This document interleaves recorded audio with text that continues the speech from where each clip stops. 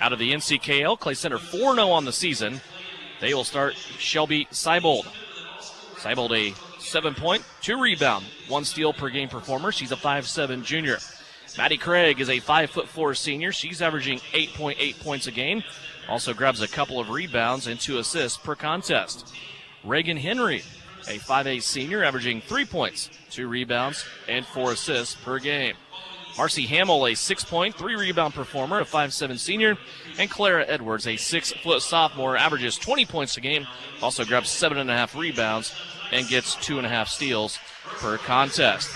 Southeast of Saline will be setting to the left of the scorer's table. They will wear their dark purple road jerseys, purple pants, white numerals and lettering trimmed in black. Southeast of Saline will be looking at a Clay Center team wearing their home white jerseys trimmed in orange numerals and black piping around the corners. Jathan, when you look at this game, we know how good Clay Center is. This is a test for Southeast of Saline stepping out of conference, but also it's kind of a measuring stick. You've had 2 games now back-to-back that you've won. You housed Rossville before the Christmas break. You stepped away. You came back. You put it on Minneapolis Friday night. This is going to be a measuring stick contest for your team. Your new image audio, keys to success tonight for the Southeast of Saline ladies. The key to success is just trying to control that Claire Edwards. I mean, that would be the main key right now with 20 points on average in the game. Trying to control her would be definitely a big stop. But then also, we just got to hit our outside shots. If we can get our outside game going and getting into the passing lane, I feel like those would be two big keys for the Southeast Saline Lady Trojans victory tonight. Player introductions wrapping up now. Southeast of Saline will start with a side inbounds pass. Over on the far side, we sit behind the scores table here at the Taggart Inn and Clay Center. Glad you could join us. However you may be watching or listening, SalinaPost.com will have the live video stream. Also the radio broadcast with that video on SalinaPost.com. That's all brought to you by Comfort Heating and Air with offices in Salina and Clay Center. They're the company that cares. Comfort Heating and Air. Appreciate their help. Bringing you Southeast of Saline and Clay Center basketball this evening. Also 9:10 a.m., 107.5 FM, KINA. Southeast will be in action again on the girls' side only. Later this week, they will travel to Beloit to make up a league contest with the Beloit Trojans. That will be on KINA and SalinaPost.com on Thursday. So you want to make sure you join us for that.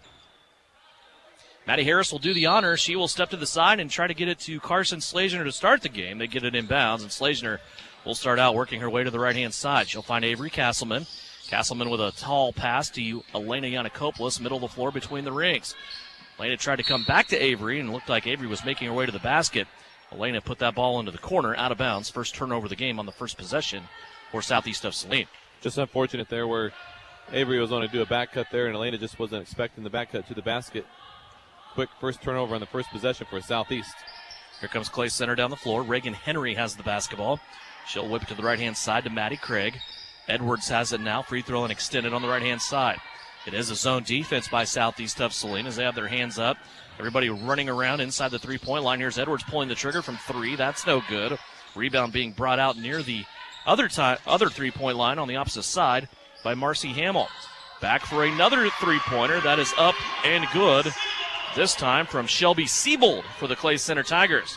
Second chance opportunity there. Clay Center able to score the first bucket of the game. Slazner now knifes her way inside the paint. She's going to get inside the Tiger defense and is fouled. Carson Slazner will step to the free throw line.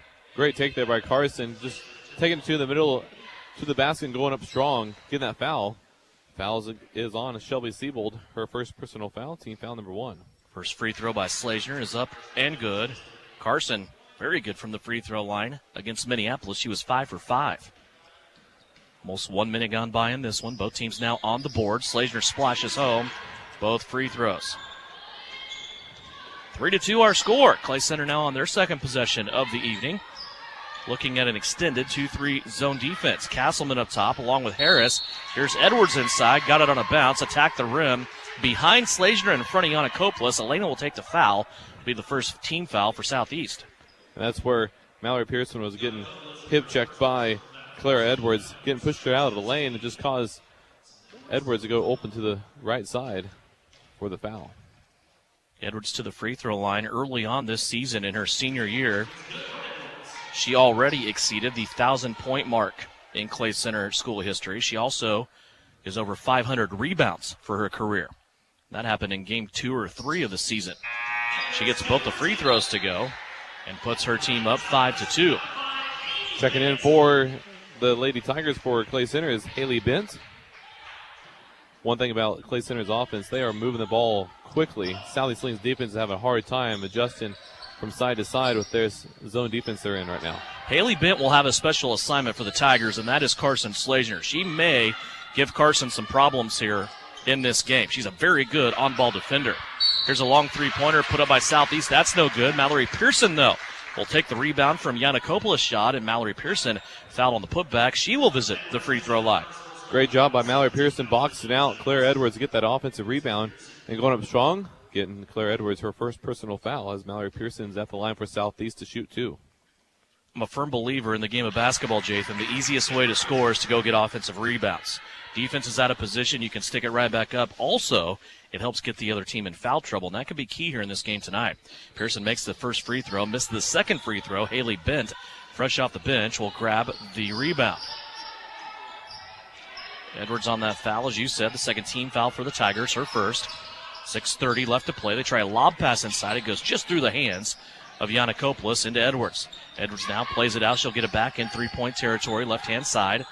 Ball fake to the right, now back to Edwards along the baseline. Brief double team by Southeast. Back up top. Clay Center being patient on this possession, surveying, looking for the open shot. Bent catches on the inside, outside kick for 3, too strong, no good. Yanakopoulos tips the rebound, and Maddie Harris pulls it down. Harris now, a softball pass that went into the middle of the paint, down the floor to Carson Slazner. Now the ball on the deck, it's going to be picked up by Haley Bent, and a turnover for Southeast of Saline. Edwards inside, pitches out, three-pointer in transition for the Tigers, no good. Rebound on the backside, ball on the floor. Slazner goes down after it. And a jump ball situation with the arrow in favor of the Tigers. Well, you hold your breath just a little bit when you see Carson Slazner get in that situation. She injured her left arm against Rossville before the holiday break. Now wearing a sleeve on that arm. That time she got the right hand stuck in the action. Yeah, it is getting bent back, and that's one thing I was questioning in my mind, too. I mean, with her happening in the Rossville game, she just got laid on and laid out. Yeah. And that shoulder hit right on that elbow. It just got her. Clay Center on the inbounds, now working through their half-court offense. 5:30 left to go here, first period. High post entry for the Tigers. Looking for the backside kick. They get it. No three-point attempt, though. They play it back up top.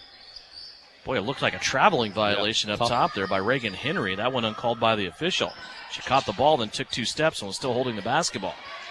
There's a shot up by the Tigers. That's no good. Boy, this Southeast team is scrapping. They just cannot get a rebound on the inside. One thing about zone defense, though, hard to get the rebound because there's nobody find somebody to box out. Yep. Lose your assignment on the box out, don't you? Well, we're backside here. Haley Bent has it. She'll try a skip pass over the top of the defense. Now to Edwards in the keyhole above the free throw line. Edwards gave it up, now gets it back. She'll whip it back to the right wing, and she travels on the inside. Boy, this Southeast team doing a really, really good job right now on defense. They're being tested, and I think they're passing so far. Yeah, and they're doing a tremendous job on that, on their defensive side. And checking in for Southeast Saline right now for Avery Castleman is Lexi Jacobson. And Clay Center is having a hard time with this tight zone defense that Southeast Saline is putting on them. Slazner has the basketball, and she started to take off with it. Ball got away from her. She's going to be whistled for the traveling violation, and we'll go right back over to the Tigers. Unfortunate there for Southeast. I think that was one of those situations Carson squared up to look for a quick pass. There was nobody in front of her. She decided to bring it up herself, and the ball just got away.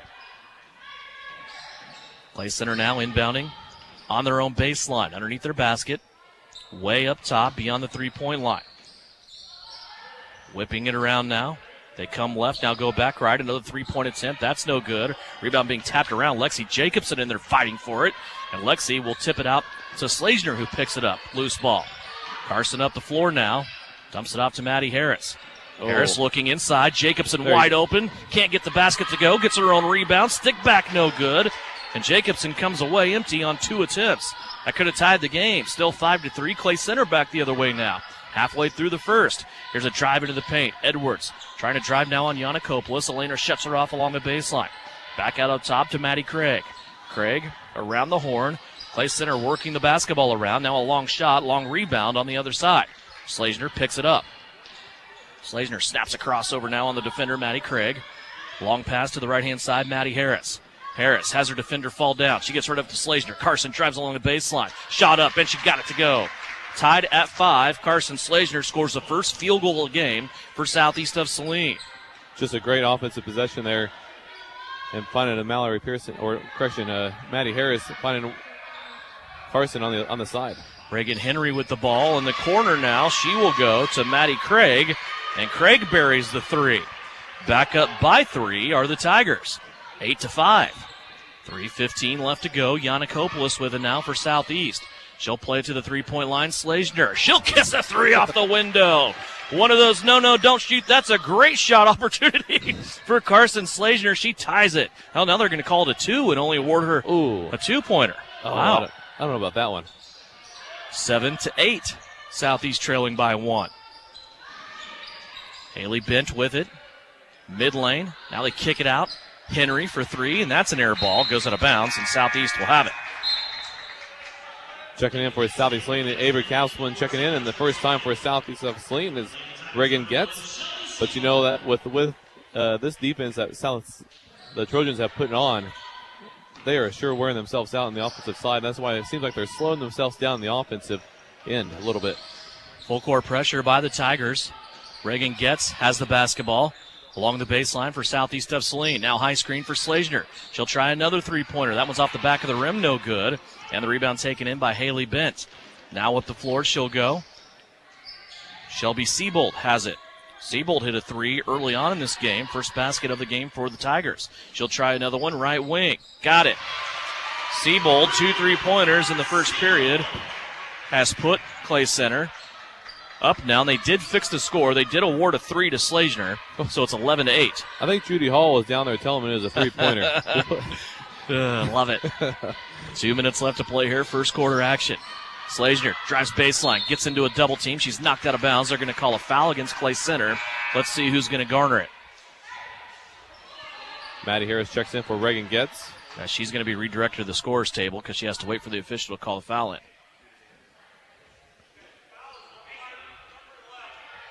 It will be on Siebold. That's her second personal foul. Kind of a big foul here in the first half, and that'll bring in Reagan Henry back in for Siebold, who has those 2 threes for Clay Center. And I know Edwards is a concern, as always, but Siebold right now the leading scorer for this Tiger team. Jacobson up top off the inbounds. Under 2 minutes left to go, first quarter. Castleman will try her first 3. That angles off to the left, doesn't hit the rim, and goes out of bounds. Back over to Clay Center. 11-8, 1:46 left to go here in the first quarter. Just didn't look good leaving herself, but you just want to have her to keep shooting because if she can get those outside shots falling in, it'd be great for Southeast of Saline. With the basketball up high, Reagan Henry. Henry now to Haley Bent, back to Henry, who's now floated to the left. Edwards trying to cut through the lane, runs into Mallory Pearson. Now she'll find herself short corner baseline, far side. Skip pass over the top. Slazner nearly got a steal out of that one as Southeast still scrambling around on defense. Edwards gets the ball inside against Pearson. That's a mismatch, and Edwards scores her first field goal. 4 points for Claire Edwards. 1:05 left to play. Harris with it, up the floor. She'll find Slazner. It's a 5-point deficit right now for Southeast of Saline. Inside a minute left to go. Pearson in a little bit of a trap, dribbled off her foot. She's going to cough it up. Goes back the other way to the Tigers. Clay Center trying to extend their biggest lead of the game thus far. They lead by 5. Haley Bent wants to reset offense. She'll retreat out near the timeline. Now she'll play to Edwards, 5 feet behind the three-point line, just a shade right, top of the circle. Back around now, Clay Center moving the basketball around. Everybody wearing Tiger white, touching the ball. Looks like they're going to play for one last shot here. And they will, as Reagan Henry now brings it all the way out near the center court. 15 seconds left to go in the quarter. Clay Center looking over at their coach, trying to get a play here. It's Jeff Edwards. They go inside to Claire Edwards. She kicks it out for a 3. That's no good. Slazner has it with 3 seconds. Slazner, three-quarter court shot at the buzzer.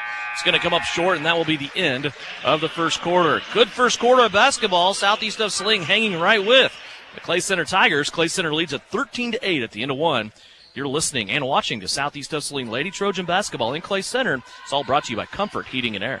Nowadays, everything's on our phones. So why not have access to your bank at your fingertips as well? With the First Bank Kansas mobile app, you can deposit checks, pay bills, and transfer money straight from your smartphone. You can bank from the comfort of your home and have 24-hour access to your money. First Bank Kansas makes mobile banking quick, secure, and convenient. Download the app today or give them a call at one of their locations in Salina, Ellsworth, McPherson, Abilene, Lindsborg, or Hutchinson.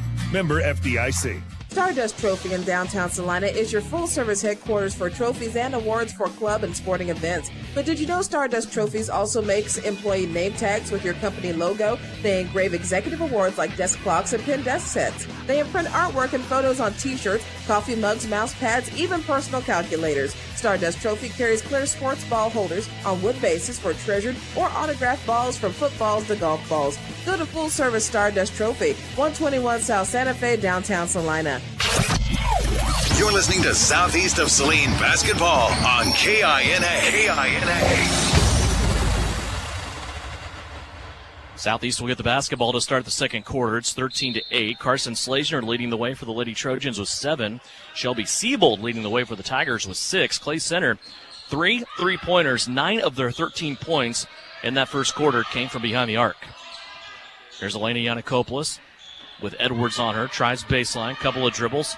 Now she'll return the ball back to Maddie Harris. Here's Slazner in a crowd. Puts a shot up. That's no good. And the rebound comes down to Edwards underneath the rim. Jathan, your thoughts on that first quarter? I just think that Sally Saline has done a tremendous job in that zone defense, holding Edwards, but that's where you get those zone defense. You allow them to shoot those outside shots, and that's where they're playing this game. There's a walk, catching the ball and stepping down and 2 foot. So second turnover for Clay Center in this game. So far, Southeast of Saline with 4. Nobody really in foul trouble yet. Clay Center does have 3 team fouls. Southeast of Saline solid defensively. They just have the 1 foul on Yanakopoulos. Haley Bent will check out of the game. But somebody for Southeast Saline has to step up on the offensive side, scoring these baskets. Can't be Carson all day, otherwise they'll be double teaming her up. Sydney Lane into the contest. And so far, what has happened here defensively for Clay Center is Jeff Edwards has played 4 different girls on Carson Slazner. He's rotating players, letting each player have a minute, or 2.5 minutes against Carson Slazner, then rotating them out. And then a foul right there on Carson. Correction on Sydney Lane, who was guarding Carson. 4th team foul for Clay Center. Yanakopoulos trouble getting it in. Slazner came to the basketball and then lost it out of bounds. She's saying it was tipped, as Carson's already standing on the baseline waiting to inbound it. And they're going to make the Carson seems to be the right call here, according to Carson Slazner. Yeah, she's like, just give me the ball.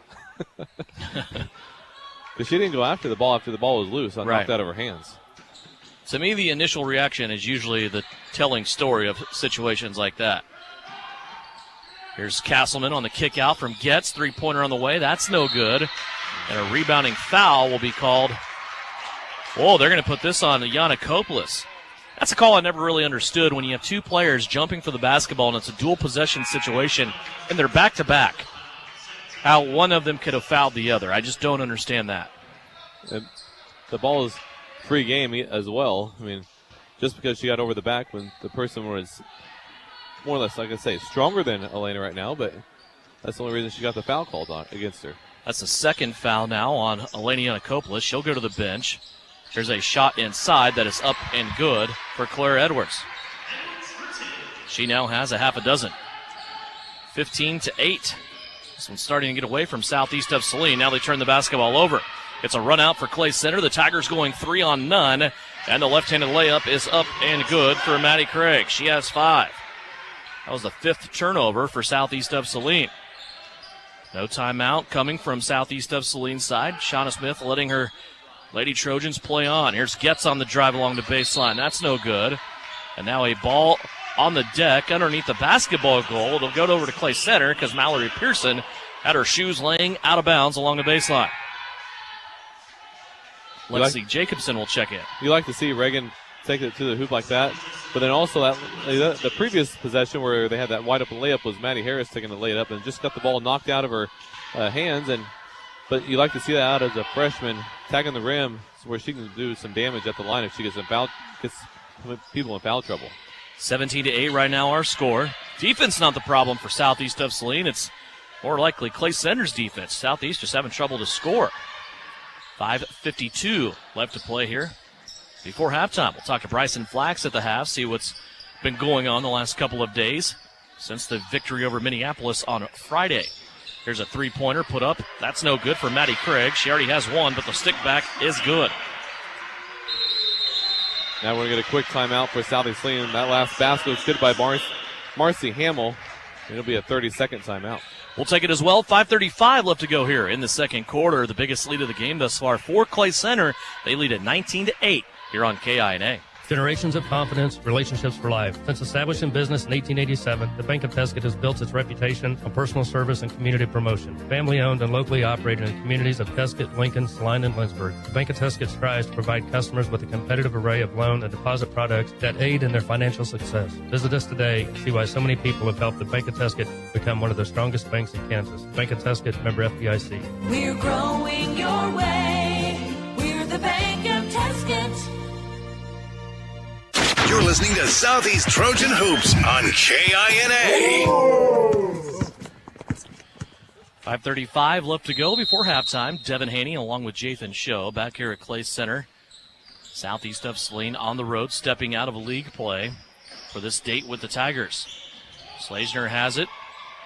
Try to pick and roll opportunity between Castleman and Jacobson on the left-hand side. Nothing working there. Now Maddie Harris trying to get free.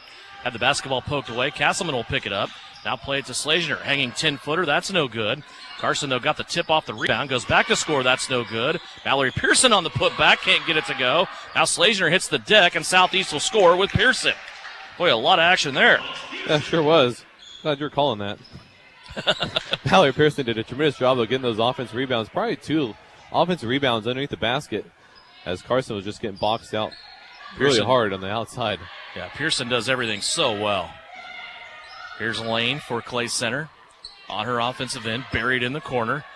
Now they'll get it to the free throw line for the shot up and good by Marcy Hamill. Hamill has 4 here in this quarter. 21-10 is the score. 4:38 left to play before halftime. Slazner, top of the circle. She'll float left-hand side now with a pass. And it's going to go into the hands of Pearson. Now off to Avery Castleman. Boy, Avery scored over 20 points in that game against Rossville. You would like to see her get going. She really didn't do much offensively against Minneapolis. And here's Lexi Jacobson digging a rebound out of nowhere and scoring with it. That's one thing that you see a lot of these girls doing right now, just fighting for that offensive rebound and making it back into the game. A single-digit game, 9-point game here, 21-12. Castleman 21 against Rossville before break, 2 points against Minneapolis Friday night. 21-12. It's a 9-point contest. Haley Ben has it in the corner for Clay Center. Now they play it back up top of the circle to Sydney Lane. Here's a deflection by Maddie Harris. She's another one you would like to see her get back to her early season way. She was getting about 10 points every game, and finally a timeout here called by Jeff Edwards in Clay Center. We're going to take it as well. 3:39 left to play here before the break. It's a full timeout for the Tigers. They lead it by 9 here on KINA. Okay, so insurance is something that we all need, but it really can be confusing. But did you know that there's an agency that you actually want to do business with? It's called Smart Insurance. The team at Smart Insurance can give you advice on what you need. And the most important part, they will help you understand everything related to your insurance coverage.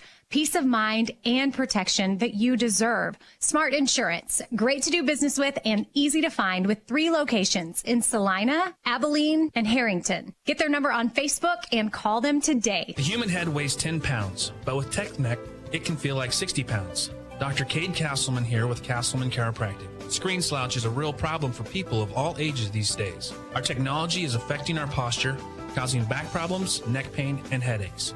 Call, book online, or stop in my Salina walk-in clinic every Thursday to learn how a simple chiropractic care plan will help you ease your pain, improve your sleep, and help you feel better every day. Castleman Chiropractic in Salina, where caring comes first. Work hard, play hard. Good luck, Trojans, from Roselawn Memorial Park in Salina. To learn more, visit roselawnsalina.com.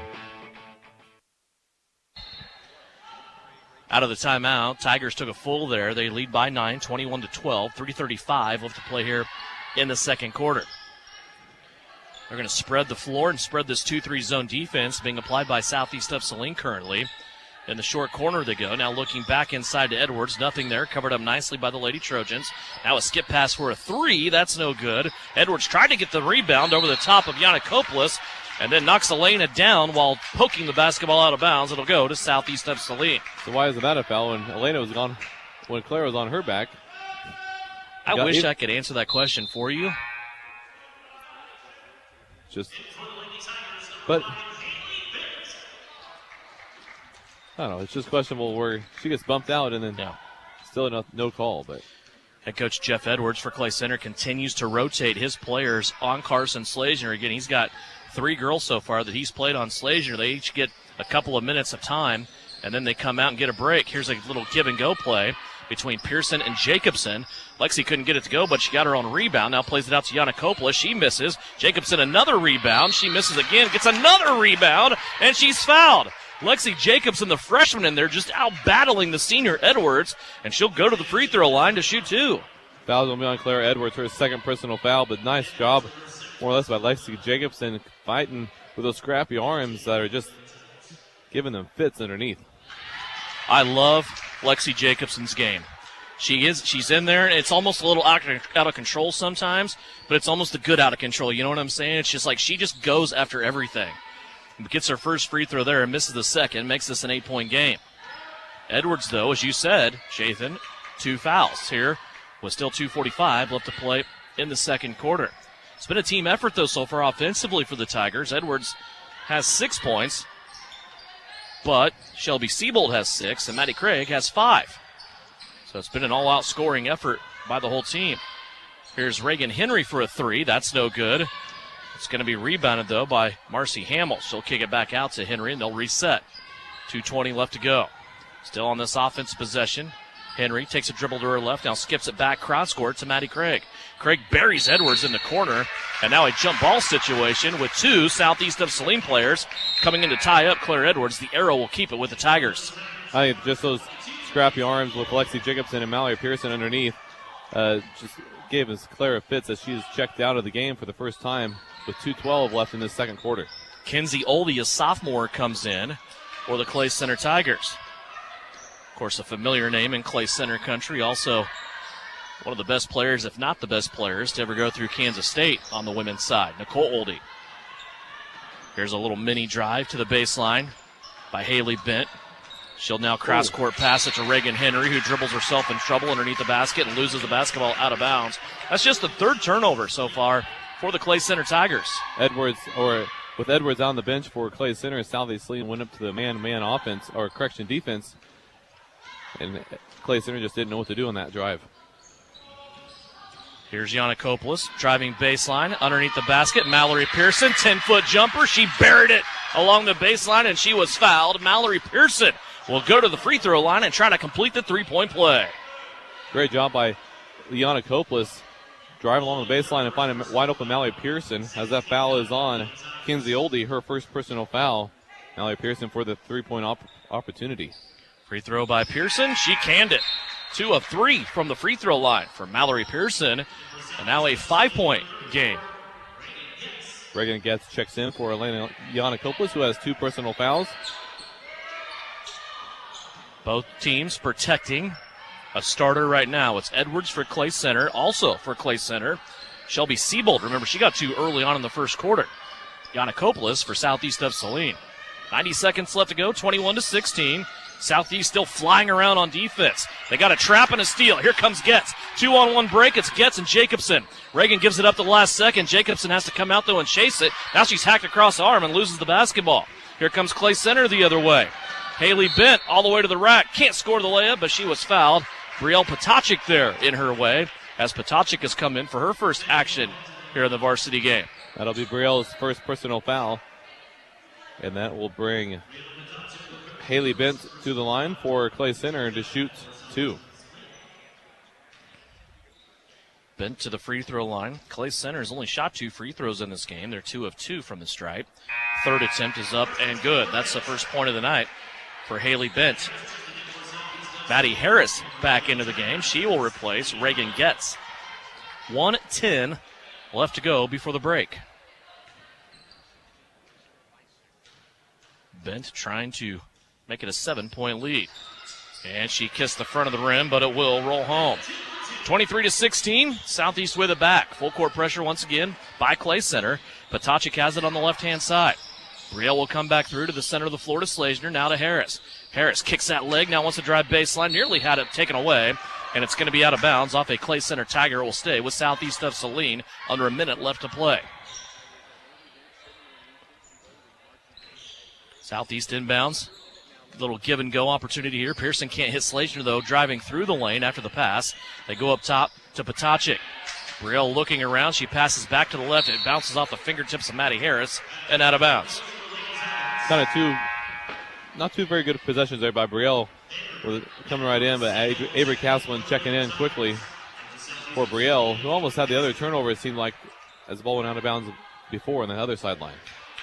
7 turnovers now for Southeast of Saline. They trail by 7, 44 seconds left to play.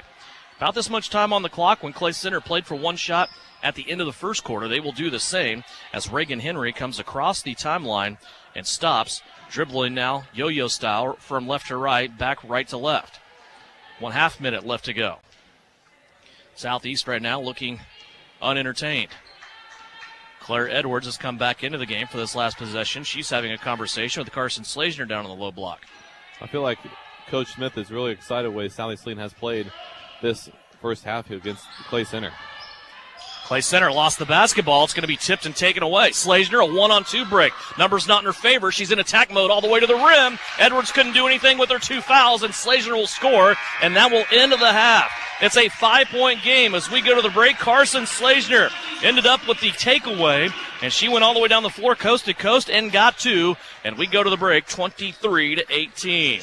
Southeast of Saline trails by 5. When we come back, we'll take a visit with Bryson Flax, head coach of the Southeast of Saline Trojans. It's all coming up on the Knopf Auto and Truck Accessories halftime report. It's a 5-point game. Clay Center leading Southeast of Saline at the intermission, 23-18, right here on KINA. Knopf Auto and Truck Accessories. Everything to bling out your ride in one place, including top quality lift kits, wheels and tires, bumpers, Jeep accessories, fender flares, bed covers, bed liners, step bars, even custom painting. Knopf Auto is the and soil dealer and has many synthetics and filters in stock. Visit Knopf Auto on Facebook for specials, great ideas, and let them make your truck stick out in a crowd.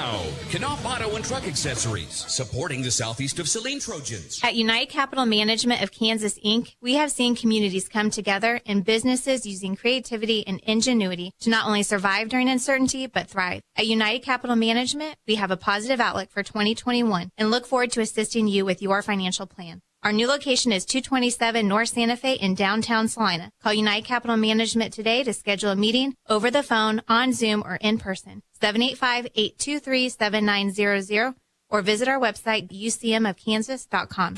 This is the Trojan Halftime Report. Coming up, a first half recap. Shot at the horn! Stats, interviews, and a look at other area games.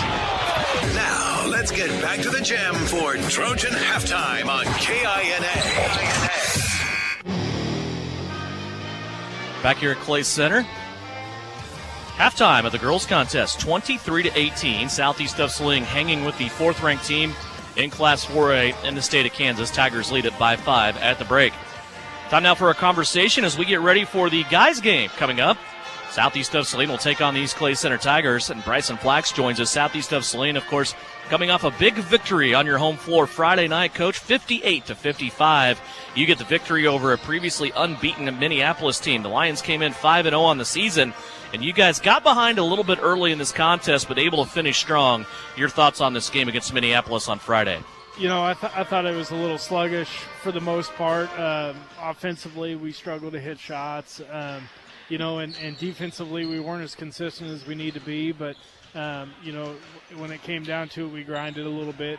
And when push came to shove, we got good stops. And we ended up hitting some buckets down the stretch and hitting some free throws down the stretch. And it was a great win for us, though. And regardless of who we were playing, you know, to start the new year with a good one. And I was really happy with the guys. You kind of knew that coming into this game, just with the required time off and coming into practice Monday, playing on Friday. kind of expected it would be one of those types of games, and it seems like things get junked up a little bit anyway with Minneapolis. That's just the way the two teams have played over the last couple of years.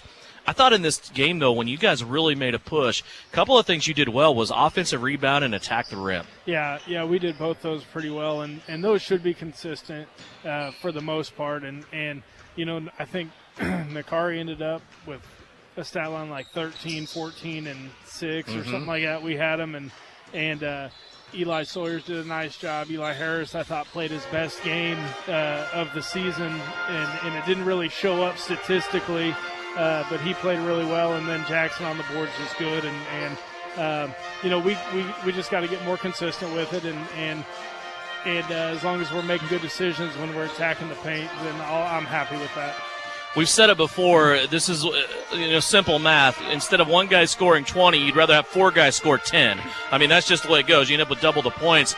And this is one of those teams that you have, even going back to last year, they're really, really good when they share the basketball. And they did that a lot against Minneapolis, especially in crunch time. I really don't remember a lot of possessions where it looked like it was somebody's time to shoot.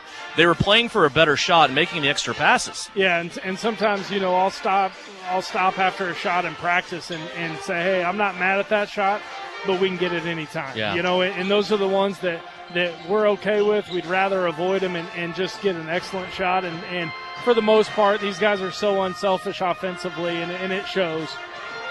You have a little bit of a strange week now coming up as we prepare for the Sterling tournament next week. You have a date here with the Clay Center Tigers out of the NCAA, and then you're off for the rest of the week as you prepare for the Sterling tournament. Is that time needed, though, as you guys kind of go back and make up for lost time over the holiday break to kind of get a few practices in where you don't have a game knocking right on your doorstep, but you're getting ready for a big week next week? Yeah, I don't think it's a bad thing. It's been set up like this since I've been around, where we play on this first or the second Tuesday coming back, and then a little break, and I like it. We'll have some opportunities to work on ourselves, so that's always a positive.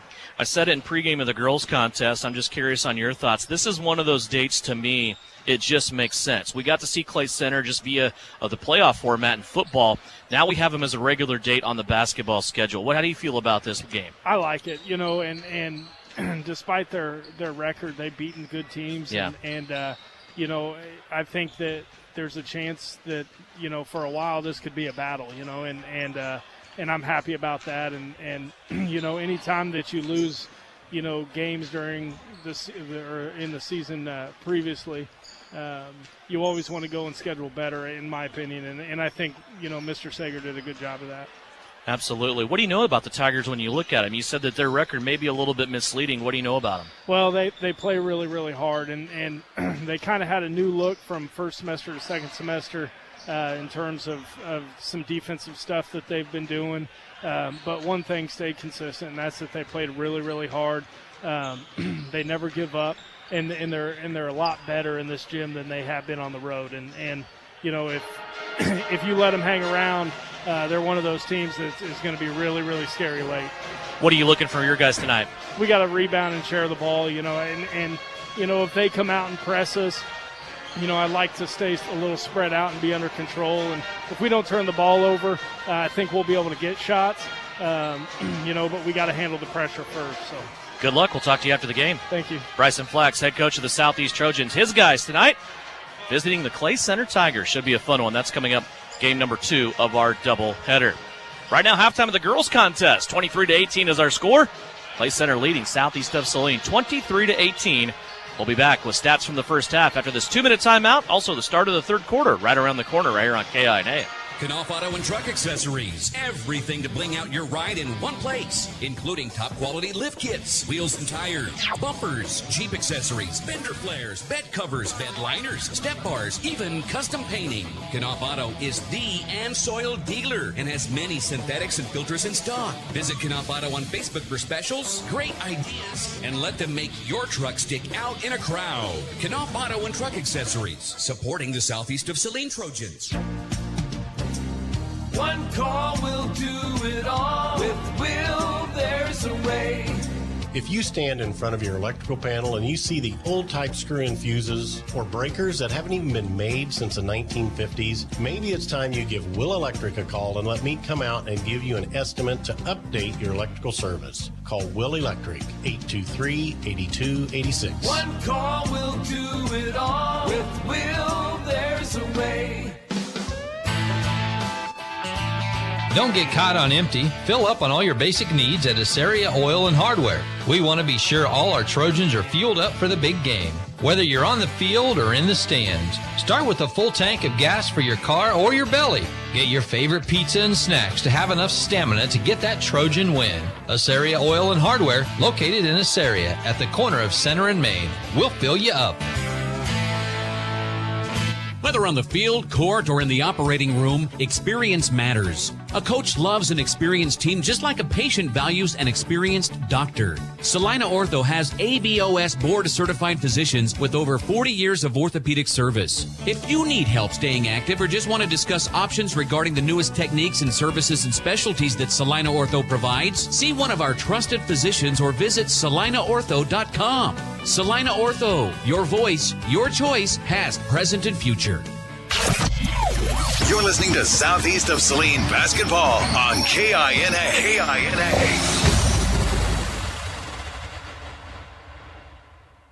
Is our score. Clay Center leading Southeast of Saline.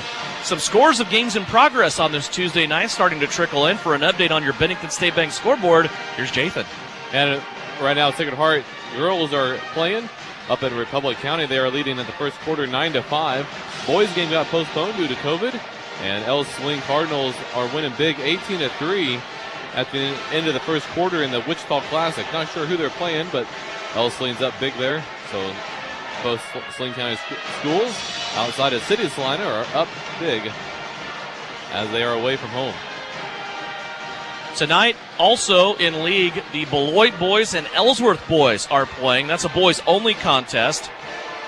Also, Valley Heights and Minneapolis are playing tonight as well. We'll have scores as we go through tonight on the Bennington State Bank scoreboard. Scoring from the first half in this one, Carson Slazner leads all scorers with 9 points. Mallory Pearson along with her with 6. 3 points for Lexi Jacobson. 6 and 6 for Clara Edwards and Shelby Siebold. 5 for Maddie Craig. 4 for Marcy Hamill and 2 for Haley Bent for the Tigers. 7 turnovers for Southeast of Saline. 4 for Clay Center. Underway now. Southeast of Saline gets the ball to start third quarter action. 23-18 is our score. Here's a shot, middle of the paint for Southeast of Saline. Clay Center gets the rebound. Now a run out of 3 in transition is an air ball out of the hands of Shelby Siebold. She had 2 of those in the first half. Comes up empty there. Slazner with the rebound. Now off to Yana Koplis. Her shot partially blocked as she attacked the rim on the left-hand side. Like Edwards was traveling in the middle of traffic. She lost the ball anyway, though. Now Southeast has it. Slazner right back at the defender. Nothing there. 2 block shots for Edwards. And now Clay Center on a run-out. 2-on-1 break. Southeast trying to get back. And Eleniana Koplis commits the foul to prevent the layup. And that is her third. That's a tough break there for you. About called her mom there. As far as I walked up. Elena there. But really frustrated foul there as Elena got her third personal foul. Now they're going to check and see if it is a. So that's going to be her third personal foul. But South Saline had 2 opportunities, but Edwards, just that defense she's bringing on the inside is stopping Southeast Saline from driving to the basket at all. Shauna Smith going to let her ride this out. She told her, hey, you got 3. And Elena said, yes, I know. You can tell by the reaction. After she did it, she knew. But she was not going to yield that open layup there to Maddie Craig. Craig does make both free throws. Clay Center so far in this game, 6 of 6 from the free throw line. And again, they were going to take out Reagan Henry, their starting point guard, and substitute for Haley Bent. So Jeff Edwards still shuffling those guards in and out. I don't think I've seen a team as good as Clay Center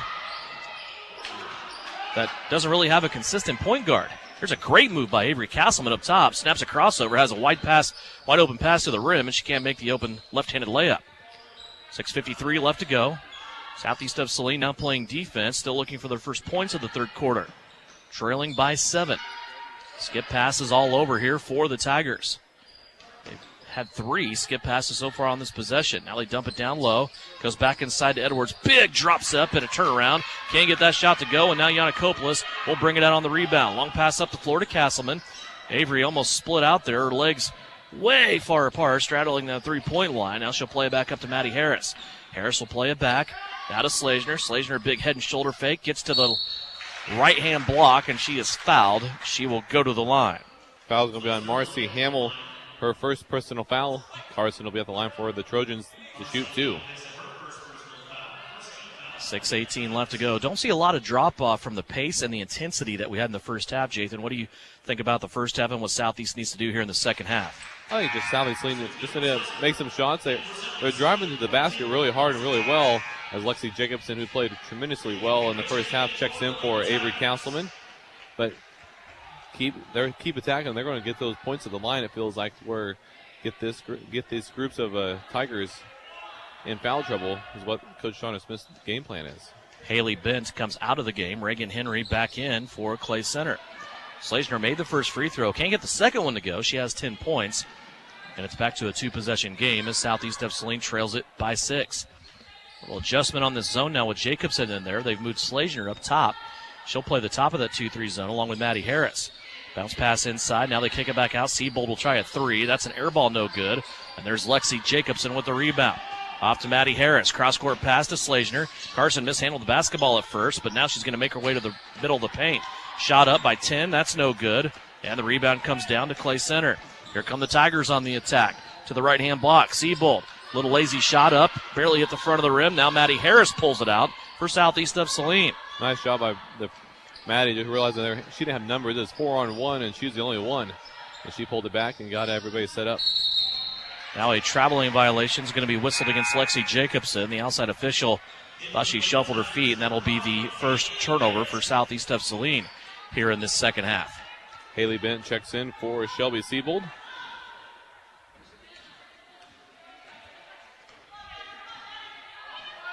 Reagan Henry will bring it across the big tiger paw in the middle of the court. Talked about Edwards a lot in this game. Jathan, and she is definitely making an impact. I think probably in this game more so defensively than what she is on offense. She has a handful of blocked shots right now. Southeast of Saline just cannot get anything at the rim. Here's a three-pointer by Haley Bent. That's up no good. Edwards in there trying to get the rebound, and it's going to be out of bounds off of Southeast of Saline somehow. Wow.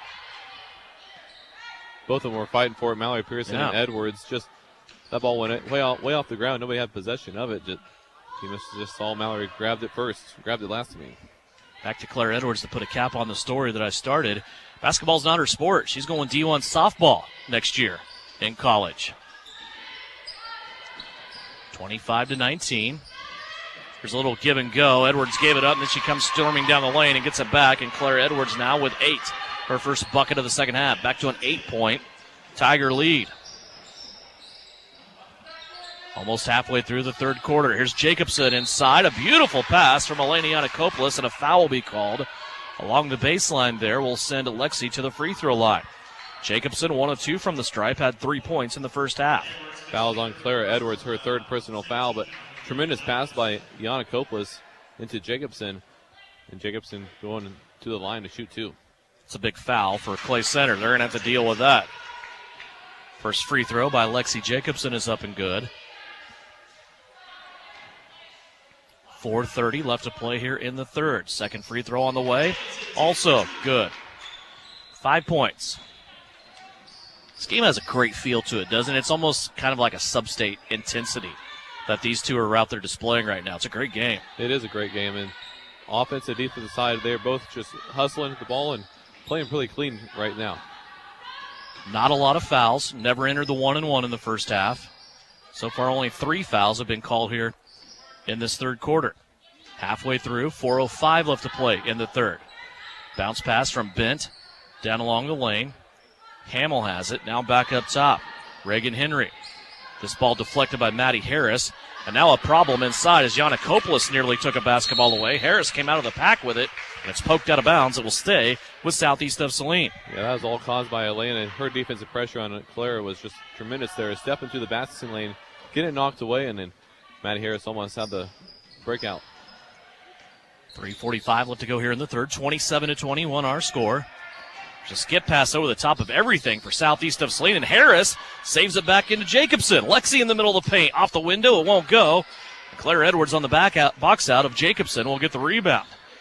Imagine they probably had a conversation about making sure somebody was boxing out Lexi Jacobson after that first half she had. Edwards will try a three after Southeast got lost on defense. That's no good. Haley Bent with the rebound.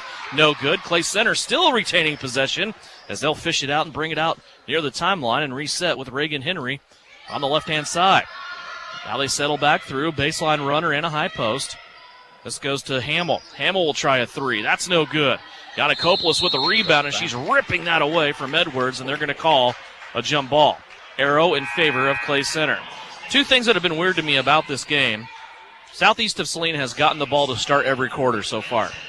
However, Clay Center has gotten every jump ball so far. That's why it's a pretty clean game right now. Not too many jump balls, but it's where this game has gone, and they've been playing really well and battling strong, and these referees have been letting them too. Some illegal screen down low on Haley Bennett, her first personal foul. Also the third turnover for the Tigers. As Southeast of Saline will get it back down. Still a two-possession game, 27-21 our score.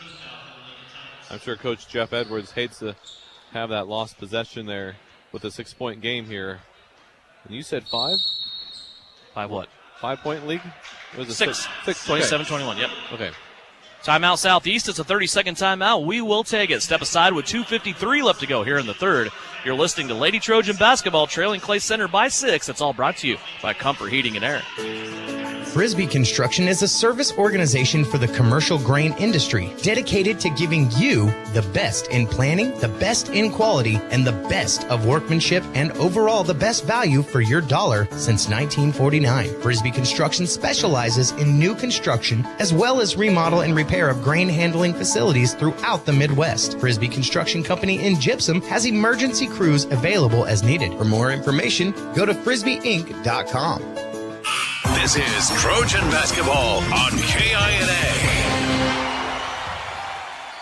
Back here in Clay Center, Jathan, we have played 5 minutes, 7 seconds of this third quarter, and only have one field goal between these two teams. Defense at a premium right now in this 6-point Clay Center lead. Carson Slazner with the ball. She's going to skip a pass through to Avery Castleman, and there it is. Avery got the three-pointer. She splashes it home from the left-hand side. That's Castleman's first bucket of the night. Nice play there by Southeast Saline out of the timeout, finding Avery, getting her open for the shot. Sometimes those timeouts can be timely. Seabold bounces it down in the short corner. Hamill wants nothing to do with that. She'll play it back out to Henry on the left wing of the Clay Center offense. Skip pass now back through the defense. Seabold has it. Now she skips it back to Reagan Henry. Henry back to Seabold. These two just playing catch as they continue to lace passes to the defense along the free throw line, and now Henry will bury the three. There's your answer for Clay Center. It's Reagan Henry's first basket of the night. Back to a 6-point Tiger lead. Pitch out, Slazner out to Getz. Reagan fakes the three. Now she pulls up from 12. Tough shot. That was a tremendous play by Getz there. Faking that shot for the three-point, driving into the baseline. Getting a shot. Nice to see Reagan do that on this offensive side in the varsity game here. Getz becomes the 5th Southeast of Saline player to score in this game. 1:35 left to play. 30-26, still working our way through third quarter action. Clay Center working the ball around the perimeter. Again, 3 guards out around the three-point line. A baseline runner that's Edwards. And another opposite post player, bouncing blocks and elbows. Another three-pointer by Henry. That's no good. And a rebound underneath. Looks like Edwards got the rebound, and Yanakopoulos picks up her 4th foul. Yeah, she knew that, but she's at least trying to keep Edwards from getting the easy basket, as it will be her 4th personal foul on Elena Yanakopoulos. Edwards at the line for Clay Center to shoot 2. 8 points so far for Clara Edwards. Her first free throw here is up and good. So far, she is 3 of 3 from the free throw line in this game, and her team is perfect, 7 of 7. They have a 5-point lead. Just as I said, we had not seen but one field goal in this game. We went back-to-back for 3-pointers, one from each team. Free throw by Edwards, second attempt, up and good. She got them both. 10 points now as Clara Edwards enters double-digit scoring. 32-26, our score. Full court pressure coming up here from the Tigers. Pearson looking to inbounds. Finds Reagan Getz.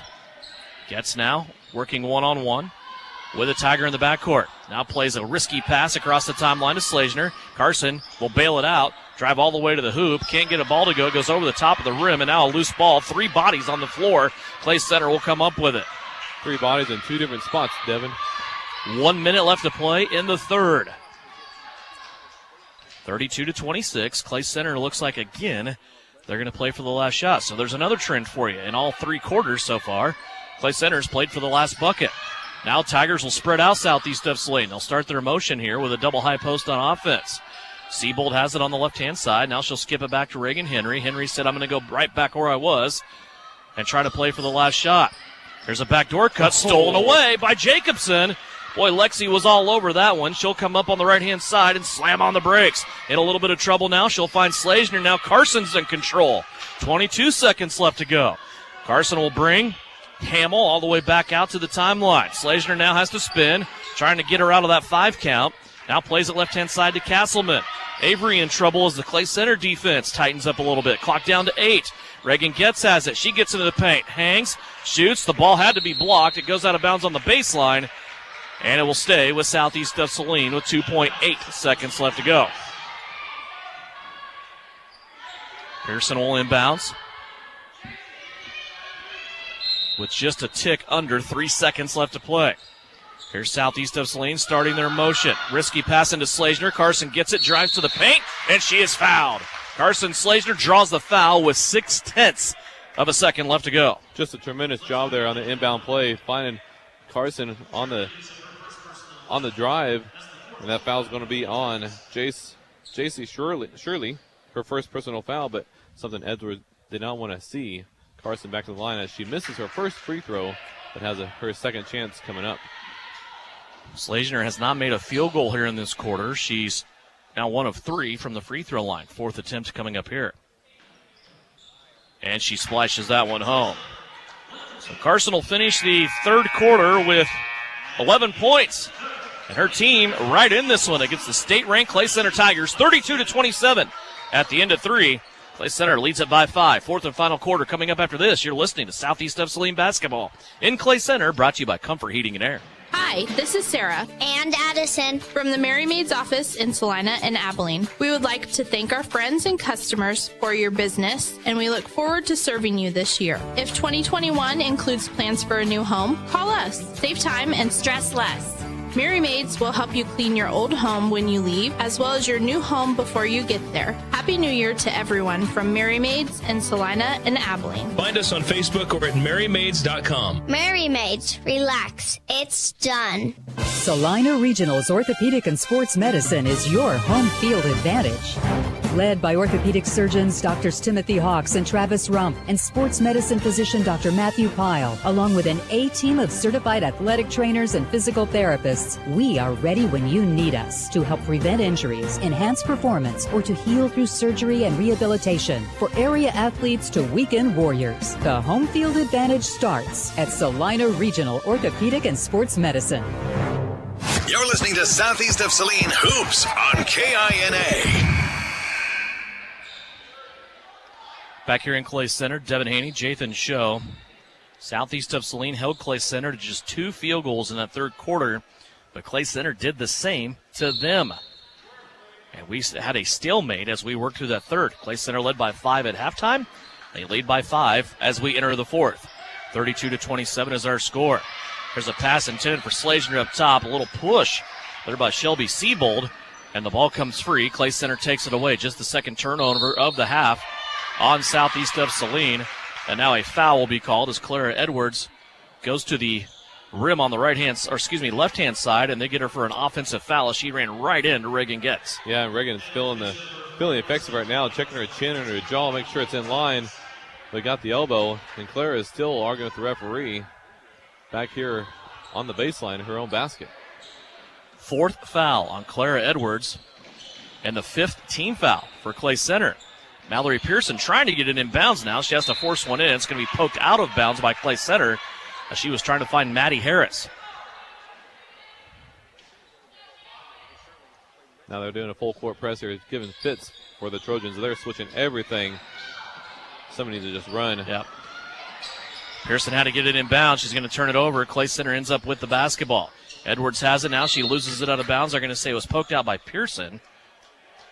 You almost think Shauna's going to call timeout. Carson wants to break as her head got banged on the court as she's going through the screen in that last possession. Clay Center now along their own baseline, underneath their own basket. Big pass way up top. Now they go high post to Edwards, and she will be fouled by Reagan Getz. Just the third team foul for Southeast. That'll be Reagan's first personal foul as she almost tried to meet the ball before it got to Clara. It was a nice try by Reagan. Clay Center gets it in again. Edwards has it, top of the circle. Now she goes left-hand side to Henry. Now to Siebold in the middle of the floor. Over to the right-hand side. Southeast settling in here defensively. They've been very, very good in this game. Edwards forces up a three, and she got it. Clara Edwards, it's almost as if the timer was going off, that she hadn't scored in a while. She went ahead and pulled the trigger from three, and now puts Clay Center up by 8. A full timeout, we'll take it. 35-27. Clay Center extends their lead with 7:15 left to go here in the fourth quarter on KINA. Home matters. That's why at Kansas Wesleyan, we've offered new scholarships designed to help you get a great education right here in Salina. The Saline County Scholarship is a $70,000 award for any new undergraduate student who resides in or comes from a school in Saline County. There's also the Ad Astra Scholarship, a $60,000 award for any new students who are Kansas residents. For more information, please visit kwu.edu/admissions. That's kwu.edu/admissions. Suburban Appliance Center is your official dealer for Traeger grills. Check out this 6-in-1 versatile unit that grills, bakes, smokes, roasts, braces, and barbecues. Suburban is your exclusive dealer for the Traeger Timberline series, and they have your Traeger spices too. Suburban Appliance Center, they are locally owned and they offer appliance brands like Amana, KitchenAid, Whirlpool, and of course Maytag. Suburban also offers exceptional service. Suburban Appliance Center, 1900 South 9th. You're listening to Southeast Trojan Hoops on KINA. Back in Clay Center, southeast of Saline has the basketball. Laniana Coppola set to inbounds. Full court pressure, though, once again by the Tigers. They get it into Slazner. Slazner has it bounce off her right arm as the ball a little bit behind her, or excuse me, ahead of her, I should say. And now Clay Center has it back, and looks like the Tigers are going to pull it out and run clock. 7 minutes left to go. They're trying to get southeast of Saline out of this zone defense. 3 girls way out high, extended all the way to the sidelines and the half-court line. And now Southeast will switch gears here defensively. They're going to 1-3-1 here, Devin. Yeah, very capable of switching defenses. This Southeast of Saline team does it all the time, and pretty much I feel like they were dedicated to that zone because of Edwards inside. Well, she's on the bench right now. Yeah. There's a skip pass over the top. Now they find Hamill down inside. She turns to score, and she is fouled. Boy, great ball movement there by the Clay Center Tigers. It ends up with Marcy Hamill down low, and she's going to get an and-one opportunity. The foul is going to be on Mallory Pearson, her first personal foul. But yeah, just where Southeast Lane can interchange those defenses, but you can tell that Clay Center has had enough of this scrappiness that Southeast Lane has gave them as Hamill made her free throw. Free throw is good. 7 points now for Marcy Hamill in this game. As Southeast of Saline still dealing with the full court pressure. They did get it in bounds, and now Slazner breaks it. She's off to the races, but she has a poke out from behind. And now a foul will be called on Elena Koplis. That's her 5th. Elena just a victim in that deal. She was laying on the floor after trying to save that basketball, and Siebold almost directly went right over the top of her and fell down. So Shelby Siebold, very aware, will foul Elena Koplis out of this game with 5 fouls. Yeah, it's very unfortunate where Elena feels like that's where who was guarding Clara Edwards the best was Elena. And she's had a tough task with not scoring many points, but Avery Castle will check in. Hopefully that outside shooting can help Southeast Saline in the final 6 minutes of this game. And if you want to look at where this game has turned so far and turned into an 11-point lead, it equals the biggest lead of the game for Clay Center is on turnovers. When it was a 3-point game and it was 27-24, Southeast of Saline had 1 turnover. Since then, they have had 4, and they've all resulted so far in Clay Center points. But then a lot of those turnovers that started with a full court press were giving them fits, trying to even get the ball into bounds. Clay Center now back to just making long passes and running clock as Southeast of Saline is in his zone defense. Southeast is going to have to come out here and be more aggressive. 5:37 left to go. 38-27 is our score. Here's an entry pass down low to Edwards. She's back into the game. Out to Siebold for 3. That one missed badly up to the right-hand side. Ball on the floor. And now a foul will be called against Southeast of Saline. Foul's going to be on Mallory Pearson. That'll be her second personal foul. Team foul number 6. Next one will be in the 1-on-1 bonus. So Pearson with her second. Clay Center now inbounding underneath their own basket. Edwards has it. Shot up, and it goes in. 15 points for Clara Edwards. Now another steal for Clay Center. Ends up with Edwards. She goes to the basket and gets a freebie. 7 points in the quarter. Edwards has 17 for the game. And turnovers right now, the demise of Southeast of Saline as Clay Center is turning it on. A full timeout with 5:07 left to go in this one. A 15-point Clay Center advantage right here on KINA.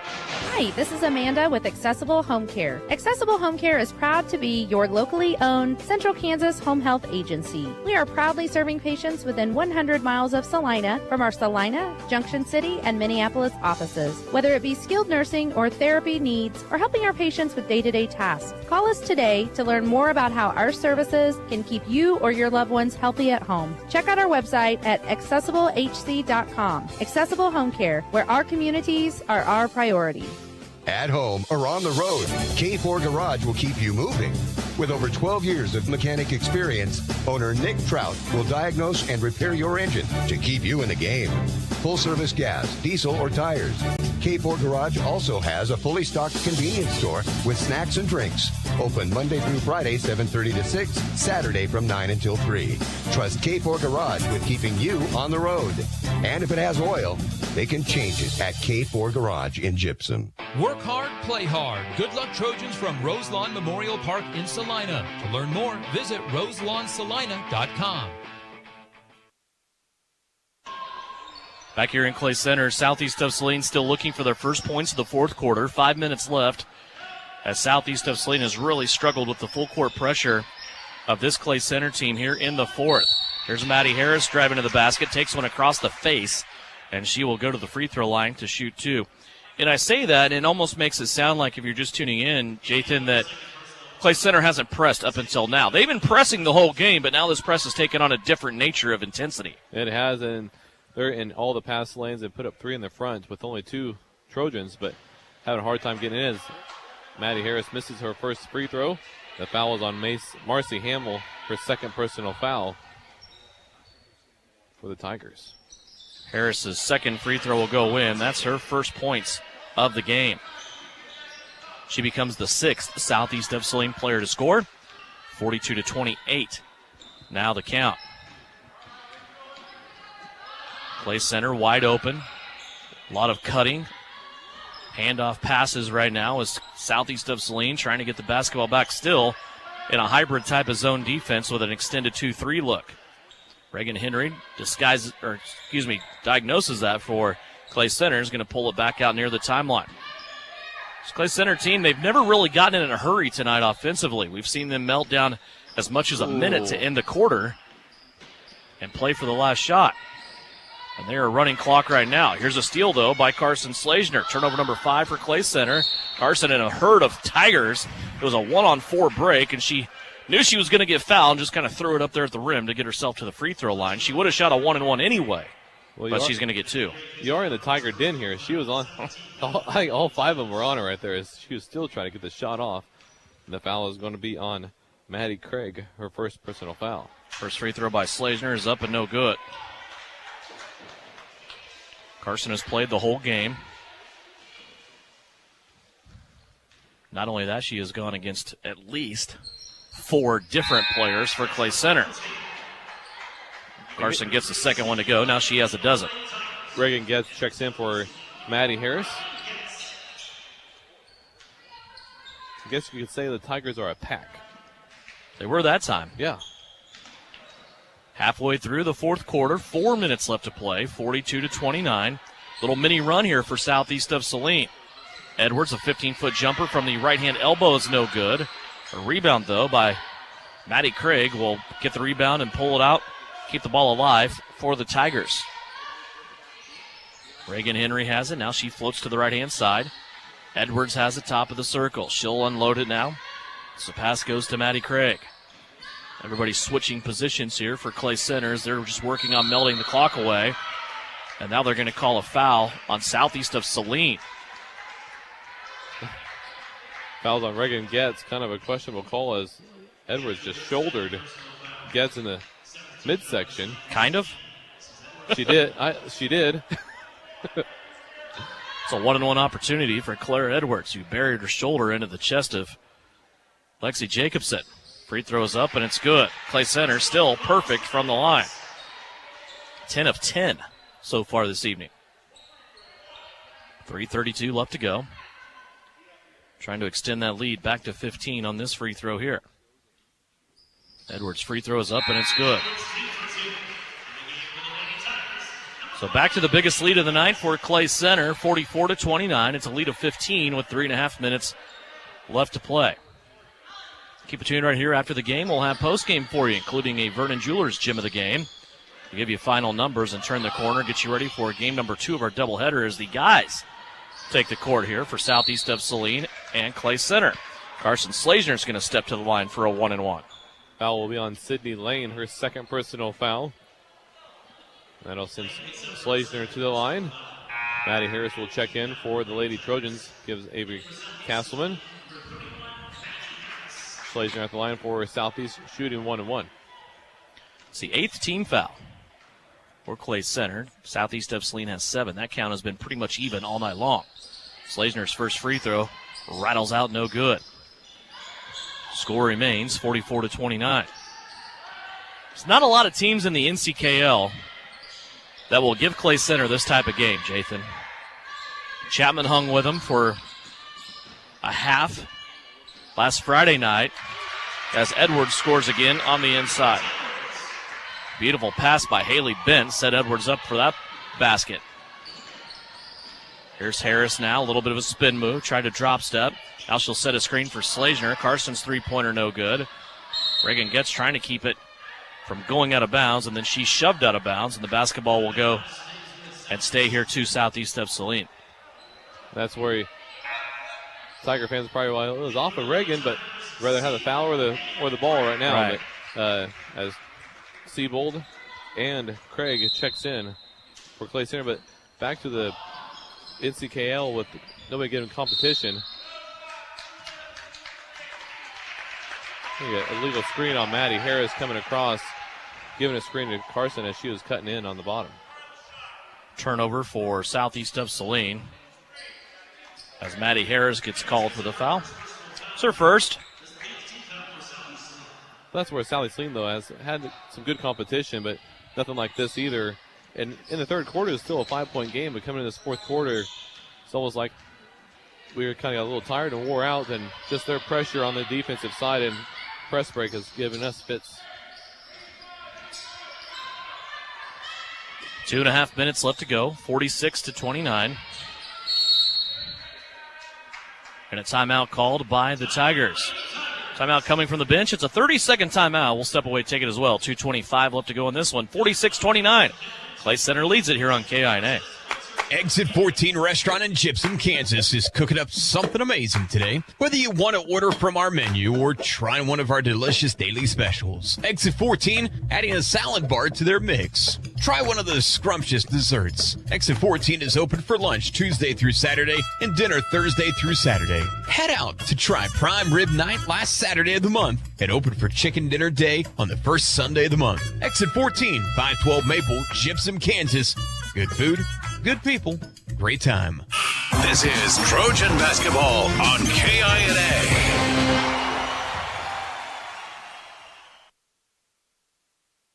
The floor. Now Reagan Henry will take over as she's guarded closely by Mallory Pearson. Southeast of Saline making the switch here to a half-court man-to-man defense as Lexi Jacobson will come out and foul Claire Edwards and send her to the free throw line. That's Lexi's first personal foul. Still in the 1-on-1 situation.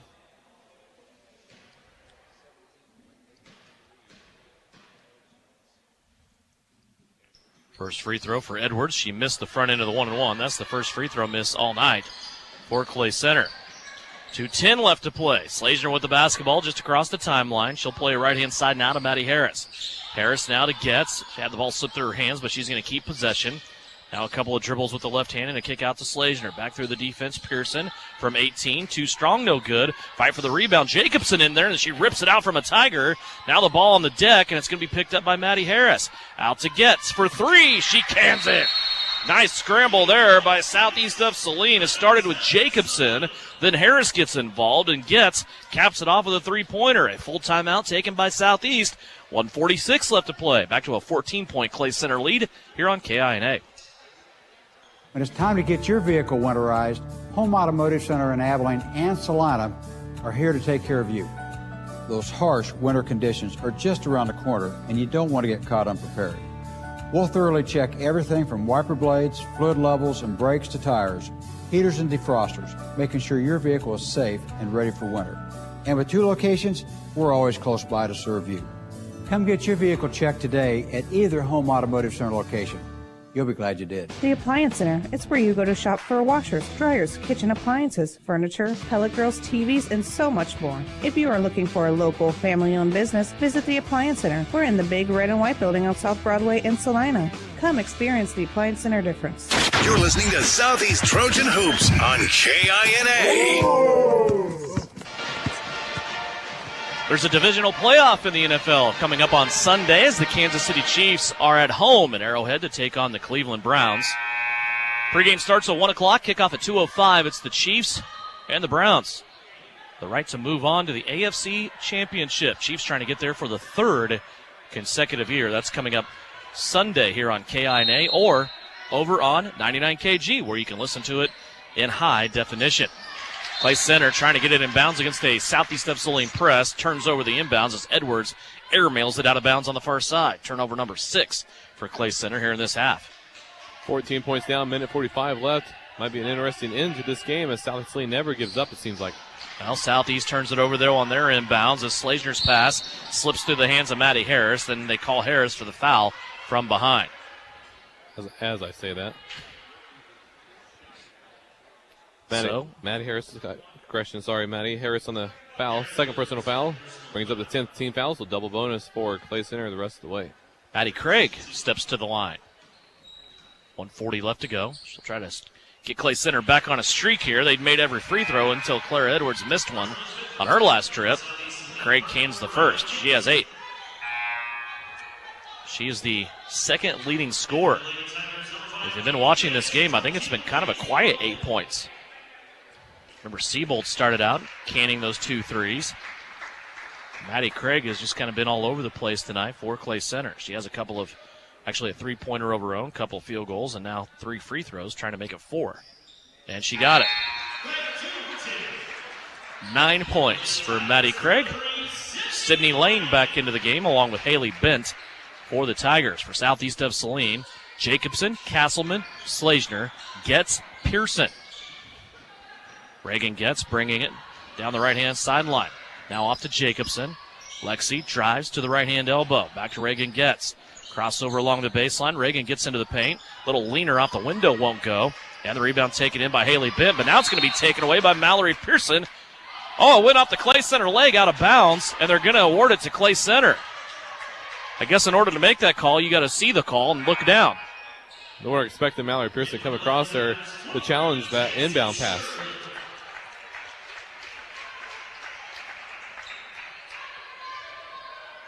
.122 left to go. 48-32. Full court pressure again by Southeast, and a quick foul is going to be called against Avery Castleman. That'll be Avery's first personal foul.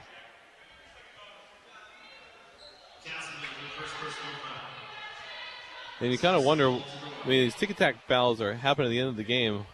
Why aren't they consistent throughout the entire game? I've always wondered that. You don't have to shoot free throws just for the sake of shooting free throws. Oh. First free throw is up and missed by Shelby Siebold. She's in the double bonus. She'll get another attempt. And she missed them both. Second attempt put up off the offensive rebound's no good. A third attempt is no good. Ball out now to Haley Bent. She'll try to get into the lane. Now play it back out to Siebold. 1:05 left to play. Sydney Lane has it for Clay Center near the timeline. Avery Castleman is hounding her.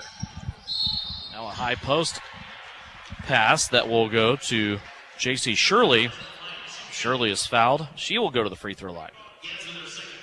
Foul is on Avery Castleman, her second personal foul. And that'll send J.C. Shirley to the line to shoot 2 here. Shirley has not shot a free throw in this game. She has also not scored, and she makes the first.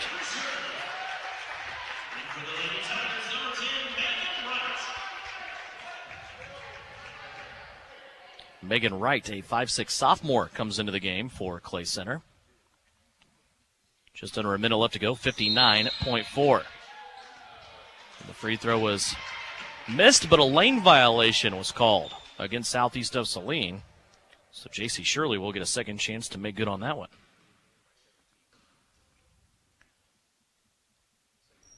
Makeup free throw is no good. Lexi Jacobson up there near the bottom of the net for the rebound. Here's Reagan Getz now driving, collecting the defense. She'll play it out to Slazner. Round to Castleman. Looked like Avery was fouled shooting that three. She goes and gets it back, though. She'll drive baseline with it. In trouble now, lost the basketball, and it will stay as Southeast of Saline. 41.5 left on the clock. So a good game here for Southeast of Saline, Jathan. I think it's good for the young ladies to see this type of intensity, especially with tournament week and Beloit right around the corner. And also, this game is really not going to do anything to hurt you. No, it just helps out Southeast Saline in the long run, especially as younger players getting more playing time like they have been, and having this type of defense, know what they can and run against and what they can and cannot do. It's just going to help them out in the long run.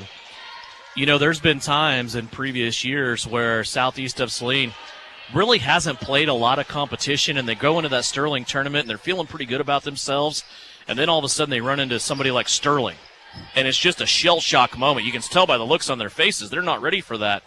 I feel pretty good about the preparation for Sterling's tournament this year. Yeah, especially after this game here. I mean, not quite sure what Beloit will bring, but with the way Clay Center is, and I feel like Sterling and Clay Center be quite the game too with those two matchups.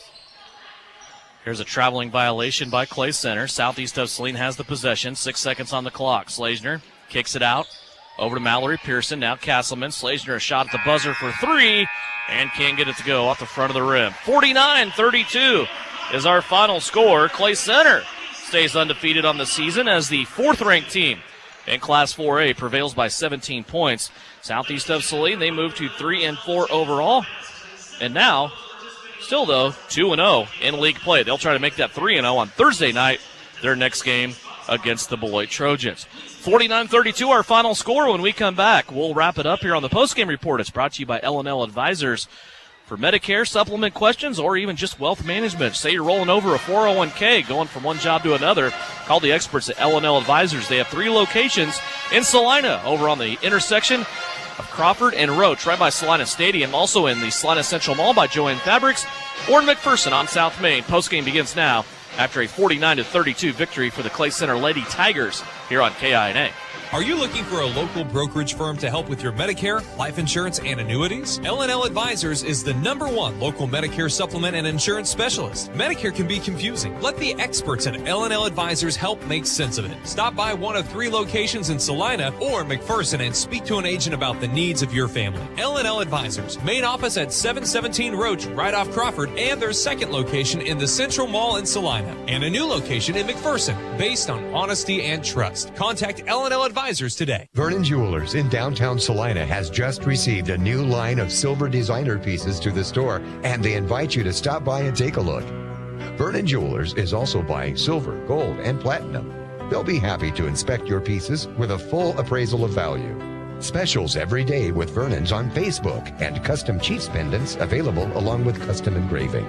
Vernon Jewelers, 123 North Santa Fe, downtown Salina, where it's the little things that matter since 1884. One call will do it all. With Will, there's a way. If you stand in front of your electrical panel and you see the old type screw-in fuses or breakers that haven't even been made since the 1950s, maybe it's time you give Will Electric a call and let me come out and give you an estimate to update your electrical service. Call Will Electric, 823-8286. One call will do it all. With Will, there's a way. Winter greetings, Trojan fans. It's Juanelle Garrettson of SalinaHomes.com. Even though it's been challenging, our Trojans have done so much this year. The cross-country teams won state, football made the Final 8, and our FCCLA Parlock kids won first in the nation at last summer's national convention. Our music and theater departments continue their top-notch standards, and this winter is going to be exciting to watch our kids compete on the courts and mat. 2021 will be another great year to be a Trojan. And as always, buy or sell, call Winnell. Time now for the Trojan Postgame Show on KINA. Stick around for the game recap, final stats, and reaction from the coach. This is Trojan Basketball on KINA. Back here on Postgame for the girls contest, brought to you by L&L Advisors. 49-32 the final score after Clay Center beats Southeast of Saline. Let's go over scoring for you. Leading all scorers for the Clay Center Tigers, senior Clara Edwards, 21 points. She was right at her average as she came in tonight, averaging 20.5 points per game. 9 points for Maddie Craig, 7 points for Marcy Hamill, 6 points for Shelby Siebold, 3 points for Reagan Henry, 2 points for Haley Bent, and 1 point for J.C. Shirley. For Southeast of Saline, they were led in scoring by junior Carson Slazner. She had 12. 6 points by Mallory Pearson, 5 for Lexi Jacobson, 5 for Reagan Getz, 3 for Avery Castleman, and a free throw for Maddie Harris. Each team shot the same amount of free throws. They both shot 18. Southeast of Saline went 11 of 18, while Clay Center went 14 of 18. Turnover story, a little bit in the favor of Clay Center, but not much. Southeast of Saline's biggest problem, though, is they had 7 turnovers in the fourth quarter. They end the game with 15, while Clay Center's Tigers had 11 turnovers in this contest. Once again, our final score, 49-32. Our Vernon Jewelers gems of the game tonight. I think there's several different players that played well in this game. Of course, you always have to look at Carson Slazner. She had 12 points tonight. That's also probably about 6 or 7 points below her average, though. I love the way Lexi Jacobson's playing. You can tell she's getting more confidence, Jathan, when she comes in, grabbing rebounds and doing things of that nature. Mallory Pearson, solid as always, and I kind of always said with Mallory, if she can do everything that she does, plus consistently score 6 points a game, she's going to be a dangerous player for this team. And also, Reagan Getz continues to do things for this team. Also, she comes off the bench. She had 5 again tonight. And that's where having somebody else besides Carson, especially people coming off the bench, playing hard and playing well, that's what Coach Smith really wants, is somebody to just play hard and play the defense well and not really turning the ball over. And I remember last year, Southeast Saline had a hard time finding somebody to shoot the ball, and that's what she brought Reagan up from the JV squad, is just because she can shoot. But Reagan's really starting to really come out well and shoot the ball well, and 5 points tonight was really beneficial for Southeast of Saline. Eleni Anakopoulos had probably the biggest effort of the night in shutting down Clara Edwards, and she just had some hard luck along with it. Elena ended up fouling out, but played pretty well in this game. And I'm just a firm believer this was a great game for Southeast of Saline's girls here tonight. We'll talk to Shauna Smith at halftime of the boys contest, see if we can hook up with her and get her thoughts on this game as we turn the corner for that boys contest. Should be a good one at Southeast of Saline. They'll try to keep the streak going, make it 3 in a row on the winning side. They'll take on the Clay Center Tigers as we turn the corner and revisit an interview we had earlier on this evening with Bryson Flax. Pregame is next for the boys contest. It's brought to you by Comfort Heating and Air. For years, Comfort Heating and Air has installed home air purifiers that help reduce dust, pollen, and pet dander, helping with allergies and making your home a healthier place. But did you know we also carry a full line of indoor air quality products to protect your home or business against airborne bacteria and viruses? In fact, our systems are proven over 99% successful to reduce the COVID-19 virus in just 30 minutes and start at just $499. Finance and easy pay options available. Make your home the safest place it can be with proven clean air technology from Comfort Heating and Air, the company that cares. At United Capital Management of Kansas, Inc., we have seen communities come together and businesses using creativity and ingenuity to not only survive during uncertainty, but thrive. At United Capital Management, we have a positive outlook for 2021 and look forward to assisting you with your financial plan. Our new location is 227 North Santa Fe in downtown Salina. Call United Capital Management today to schedule a meeting over the phone, on Zoom, or in person. 785-823-7900. Or visit our website, ucmofkansas.com. Time now for a conversation as we get ready for the guys' game coming up. Southeast of Saline will take on the East Clay Center Tigers, and Bryson Flax joins us. Southeast of Saline, of course, coming off a big victory on your home floor Friday night, Coach, 58-55. You get the victory over a previously unbeaten Minneapolis team. The Lions came in 5-0 on the season, and you guys got behind a little bit early in this contest, but able to finish strong. Your thoughts on this game against Minneapolis on Friday? You know, I thought it was a little sluggish for the most part. Offensively, we struggled to hit shots. You know, and defensively, we weren't as consistent as we need to be. But, you know, when it came down to it, we grinded a little bit. And when push came to shove, we got good stops. And we ended up hitting some buckets down the stretch and hitting some free throws down the stretch. And it was a great win for us, though. And regardless of who we were playing, you know, to start the new year with a good one, and I was really happy with the guys. You kind of knew that coming into this game, just with the required time off and coming into practice Monday, playing on Friday. You kind of expected it would be one of those types of games, and it seems like things get junked up a little bit anyway with Minneapolis. That's just the way the two teams have played over the last couple of years. I thought in this game, though, when you guys really made a push, a couple of things you did well was offensive rebound and attack the rim. Yeah, we did both those pretty well, and those should be consistent for the most part. And you know, I think Nakari ended up with a stat line like 13, 14, and 6 or something like that. We had him, and Eli Sawyers did a nice job. Eli Harris, I thought, played his best game of the season, and it didn't really show up statistically. But he played really well, and then Jackson on the boards was good, and you know, we just got to get more consistent with it, and as long as we're making good decisions when we're attacking the paint, then I'm happy with that. We've said it before, this is simple math. Instead of one guy scoring 20, you'd rather have four guys score 10. I mean, that's just the way it goes. You end up with double the points. And this is one of those teams that you have, even going back to last year, they're really, really good when they share the basketball. And they did that a lot against Minneapolis, especially in crunch time. I really don't remember a lot of possessions where it looked like it was somebody's time to shoot. They were playing for a better shot and making the extra passes. Yeah, and sometimes, you know, I'll stop after a shot in practice and say, hey, I'm not mad at that shot, but we can get it anytime. Yeah. You know, and those are the ones that we're okay with. We'd rather avoid them and just get an excellent shot. And for the most part, these guys are so unselfish offensively, and it shows. You have a little bit of a strange week now coming up as we prepare for the Sterling tournament next week. You have a date here with the Clay Center Tigers out of the NCAA, and then you're off for the rest of the week as you prepare for the Sterling tournament.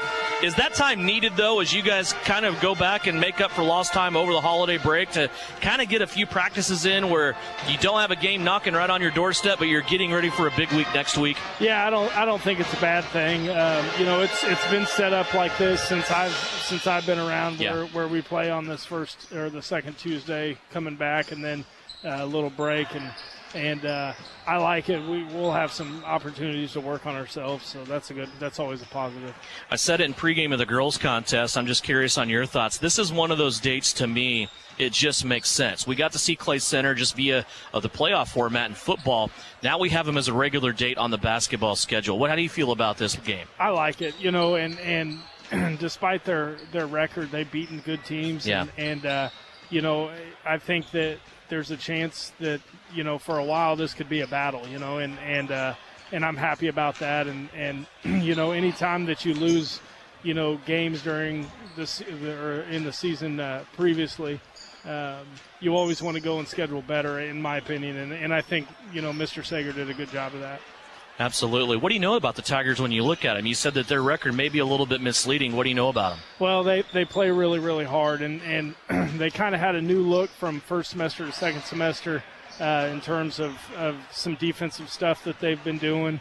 But one thing stayed consistent, and that's that they played really, really hard. They never give up, and they're a lot better in this gym than they have been on the road. And if you let them hang around, they're one of those teams that is going to be really, really scary late. What are you looking for your guys tonight? We got to rebound and share the ball, and if they come out and press us, I like to stay a little spread out and be under control. And if we don't turn the ball over, I think we'll be able to get shots, but we got to handle the pressure first. So. Good luck. We'll talk to you after the game. Thank you. Bryson Flax, head coach of the Southeast Trojans. His guys tonight visiting the Clay Center Tigers. Should be a fun one. That's coming up, game number 2 of our doubleheader. Furnace breakdowns never happen at a good time. Don't be caught off guard by the freezing temps ahead. Call Comfort Heating and Air now to make sure your furnace is ready. We sell American-made York products manufactured right here in the Midwest, so you'll get fast, friendly service without the wait. You can rely on the company that cares, Comfort Heating and Air. You can rely on the company that cares. We're Comfort's Heating and Air. At Commercial Tire Centers, we know you have many places to be and lots of things to see. Your tires are everything, and we are here to serve you. From the smallest lawnmower tire to passenger tires, farm tires, and the largest truck and commercial tires, call Commercial Tire. Oil changes, suspension service, alignment, too many things to mention. The trusted tire experts are at Commercial Tire Center. Commercial Tire Centers, where service is everything. Congratulations, you're having a little girl. At that moment, everything changed. Our hopes and dreams for ourselves were instantly replaced by our hopes and dreams for her. We got life insurance policies from Shelter Insurance, so that regardless of what life throws at us, we'll still be able to provide the world to her. Shelter Life Insurance Company, Columbia, Missouri. See Kelly Kitchener today for a free personal protection review. When everything changes for you, visit Shelter Agent Kelly Kitchener. You're listening to Southeast of Saline Basketball on KINA.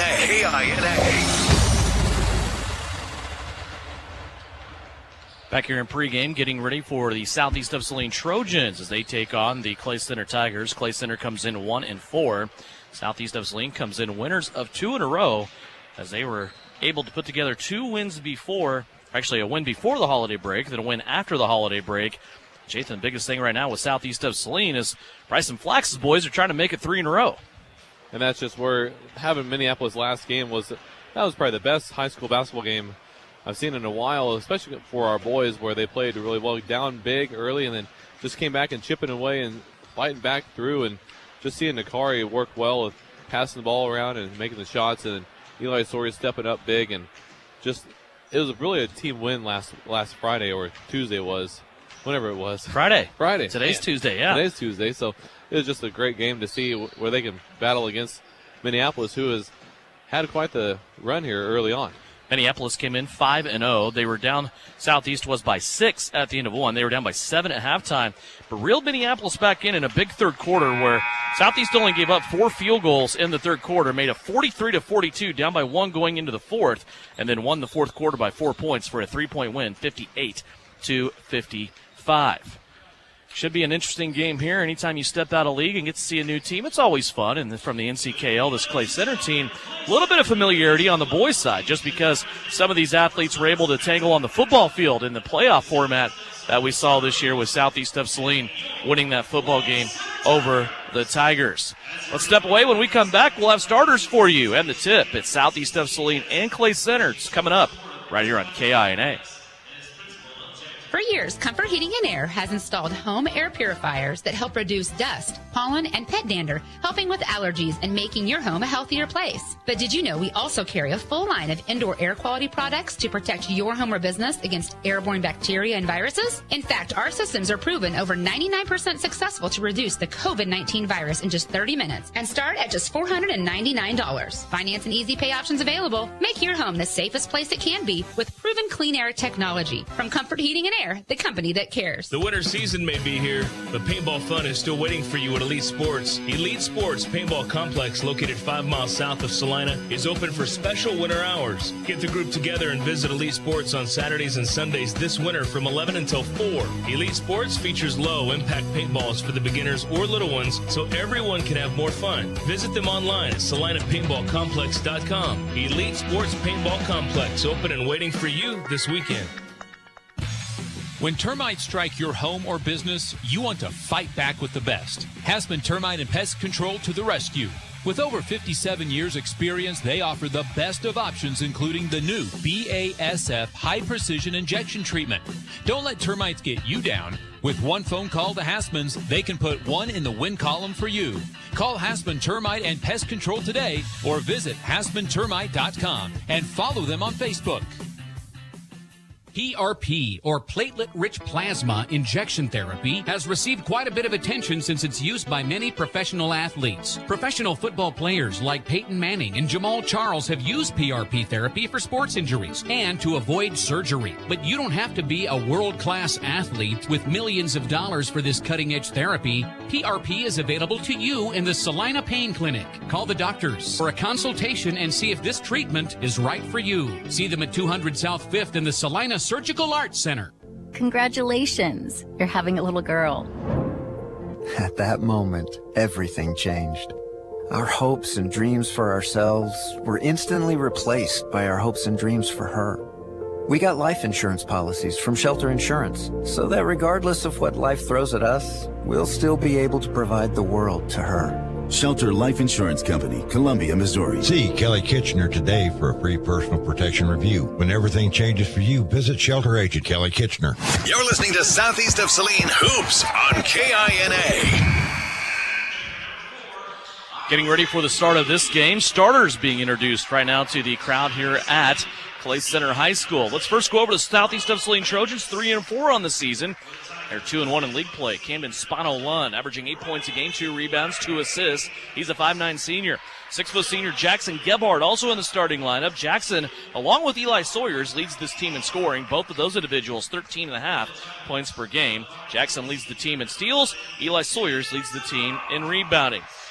Akari Morico-Palmer gets 8.5 points a game, along with 6.5 rebounds and 3 in an extended 2-3 trapping zone defense. Your keys to success tonight, Jathan, for the Southeast of Saline team, brought to you by New Image Audio. Keeping the turnovers low and just having that inside presence where Southeast Saline needs to work on. And as you say that, Southeast of Saline turns the basketball over, trying to look into the high post. It was taken away by the Tigers. Tanner DeMars took it away. Now the Tigers come down the floor, white jerseys, black numerals, black piping, a little bit of orange on those as well. Here looked like a double dribble inside by one of the Tigers, Carson Florish. And it will be taken away, though, by Southeast of Saline. So each team with a turnover on their first possession. Here's Jackson Gebhardt just basically dropping a basketball to the opposite side of the rim after he was in a trap. And Brian Banks scores his first basket and the first basket of the game. Jackson sure does love that left side of that baseline where he can do a lot of damage, either reverse layup or even layup, and just pass it off to Brian Banks like he did there. Inside, Isaac Lee tried a shot. That's bothered no good. Southeast in transition, and Nakari Morico-Palmer able to gather himself right before he gets to the rim. Goes up and scores. Nakari, so athletic. That was a great pass by Eli Slory, looking up the field or the court, and then finding Nakari with the great catch finish, too. Here's DeMars driving on the left-hand side. That layup too strong, no good. And so far, all of Clay Center shot attempts have come on the left-hand side of that basket. Here's Southeast in transition. Sawyers rips a three as Eli on the right-hand side. Camden Spano-Lund found him, and Sawyers splashes it home. That one barely bothered the net on the way through, and Southeast has sprinted out to a 7-0 lead, and a timeout taken by Clay Center. 6:22 left to play. We're just underway first quarter. A 30-second timeout taken by Clay Center. We'll take it as well right here on KINA. A strong work ethic. Takes pride in a job well done. Sweats over the details. This is you. But to get an honest day's work, you need a response. You need a callback. You need a job. Contact Express Employment Professionals. We can help because we understand what it takes to get a job. It takes more than just online searches to land a job. Get to know Express Employment Professionals by calling 825-4545. This is Trojan Basketball on KINA.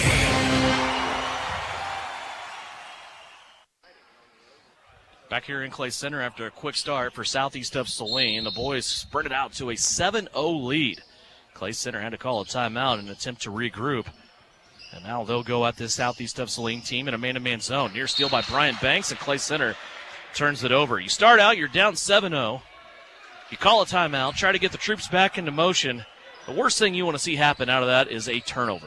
Yeah, the turnover just where the pass was not even catchable. It was just rolling on the ground. They couldn't even stop it. Here's Gebhardt underneath Sawyers. He makes the extra pass. Spano Lund, three-pointer in the corner. No good. Cam was trying to get his own rebound. He was nudged from behind. That ball comes squirting out. Now Clay Center comes out with it in transition. I'm not so sure there wasn't a travel there by Tanner DeMars. Now it's taken away by Jackson Gebhardt. Gebhardt down the floor, one-on-one, elevates to the rim, draws the foul, and he scores. Jackson Gebhardt just out-elevating the opponent on that one as Brady Glaze was giving chase, and a three-point play opportunity coming up for Jackson Gebhardt as he is already the fourth Southeast player to score in this game. Just a tremendous job by Jackson Gebhardt. One hand in that pass and intercepting it, taking it to the other side and going up strong and getting that foul on Brady Glaze. His first personal foul as Gebhardt makes his free throw. 1-1 from the free throw line in the early going is Southeast of Saline. The Trojans have started now on a 10-0 run. 5:42 left to play. Here's another steal. Sawyers takes it away. Eli going to the rim. Right-handed layup is good. Eli Sawyers from long distance, and now one right at the cup for Southeast of Saline on offense. Here's another steal. Camden Spano Lund to the rim. Can't get it to go. It wouldn't have counted anyway. Foul on the floor is Clay Center's second team foul. Cam was trying to look over to Eli Sawyers. Just couldn't quite gather the pass to get it over there. And that's going to be Glave's second personal foul quickly with 5:27 in the first quarter. Brady Glaves has both of the Clay Center team fouls here early on. Brian Banks with it. He'll kick it out to Camden Spano Lund. Little shot fake. Got a guy in the air. Now he'll skip it over the defense to Jackson Gebhardt. Inside to Sawyers. Back out to Spano Lund. He'll try this three. That's no good. Backside rebound. Taken in by Jackson Gebhardt on the bounce. This ball now being slapped out of there by the Tigers. And a foul will be called against Tanner DeMars, his first. Just a great hustle play there by Cam as the ball got tipped away from Jackson's entry pass. I didn't quite think they had a backcourt violation there. He was kind of no man's country, wasn't he? Because I could see the thought process of him thinking this might be backcourt, and he was able to slam on the brakes, but then DeMars ran right into him. Yeah. There's a steal now, a rebound off of a missed shot from Gebhardt. Taken in by DeMars. He'll bring it across the timeline. Man-to-man defense here being applied by Southeast. We're 3 minutes into this game. Trojans lead it 12-0. Working it around, Isaac Lee has it. Now DeMars tried to drive baseline. He has it poked away from behind. Gebhardt takes it away for Southeast, and an alley-oop to Nakari Morrico-Palmer. That ball had a lot of juice on it. Nakari, though, with all that bounce, went up and was able to get it at the rim. Boy, Southeast is off to a fiery start here, and Clay Center finally puts a stop to the run. Here's Sawyers knifing his way inside. Foul on the floor. That will be Clay Center's fourth team foul. Boy, right now, Clay Center has to settle in. They just look totally outmatched.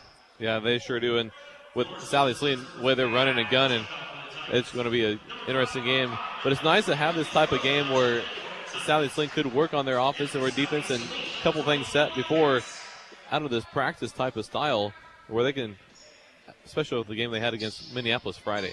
Not even halfway through the first period. It's 14-2. Southeast of Saline on the inbounds. Nakari Morrico-Palmer, lob pass over the top. Eli Harris is checked into the game. He has the basketball, had to save it off a Clay Center player. It bounces into the backcourt, and there's Camden Spano Lund once again chasing it down near the timeline. Cam will play a right-hand side to Nakari. Skip pass over to Gebhardt. He'll try a three left-hand side. That's too strong, no good. Nakari with the rebound. He'll go back at the rim and score. Just out-jumped his opponent that time. Nakari will score his third basket of this first quarter. 16-2. There's a kick out. Clay Center will try a corner three. That's no good. Nakari with the rebound. Lost it. It went out of bounds along the baseline as he was struggling for that rebound along with Blake Frederick. And the basketball goes out of bounds off of Frederick. It will stay with Southeast of Saline, who will take it the distance the other way. Drake Augustine checks in for Camden. Augustine comes in. Scored a bucket against Minneapolis on Friday night. Tries to lace a pass through the keyhole down low, and it's going to be a turnover for Southeast. Their second. Back the other way we go. Clay Center will be fouled as Carson Florish had it in the open floor. Fouls on Jackson Gebhardt, his first personal foul. He got tangled up there as they were trying to run up the court. Again, a foul on Jackson Gebhardt. Frederick trying to inbound. He'll play it into Clay Center's right wing, his left side, and a drive and a shot up by Isaac Lee is good. Isaac Lee has both of the buckets for Clay Center in this game, averages 11.5 points per game. Now Gebhardt nearly stripped, and he is. Third turnover for Southeast. Now the momentum starting to swing the other way of the Tigers. Here's a drive and a shot put up, partially blocked, no good. Clay Center, though, fishes it out from underneath their own basket. Back out to the left-hand wing to Mark Hoffman. Here's a three-pointer by Frederick. No good, but Clay Center gets the rebound again. No-look pass out to Florish. His three-pointer's up, no good. We're going to get a foul on the inside as Eli was putting I better say Eli Harris. There's going to be a box. Mark Hoffman was pushing him on the back of Harris. So it'll be a foul for Clay Center. Hoffman's first, team foul number 5 for the Tigers. 2:45 left to go. 16-4, Southeast of Saline. Gebhardt has it on the right wing. Skip pass through the defense to Morikel Palmer, left-hand side. Nakari looking baseline now, gets it to Eli Harris. Now inside to the paint. Sawyer's a lob pass at the rim to Gebhardt. Gebhardt caught it. Instead of going up with it and catching it near the rim, he was able to catch it, come down with it, and then he was fouled on his way back up. Fouls on Blake Frederick, his first personal foul. Jackson at the line to shoot 2. It's Harris, Sawyers, Morikel Palmer, Augustine, Jackson Gebhardt right now at the free throw line for Southeast of Saline. His first free throw is up and good. 17-4, Southeast of Saline leading. This Clay Center team comes in 1-4 on the season. Had trouble getting games and getting out of the gate. Of course, their season opening games with Beloit were canceled as Beloit was struggling.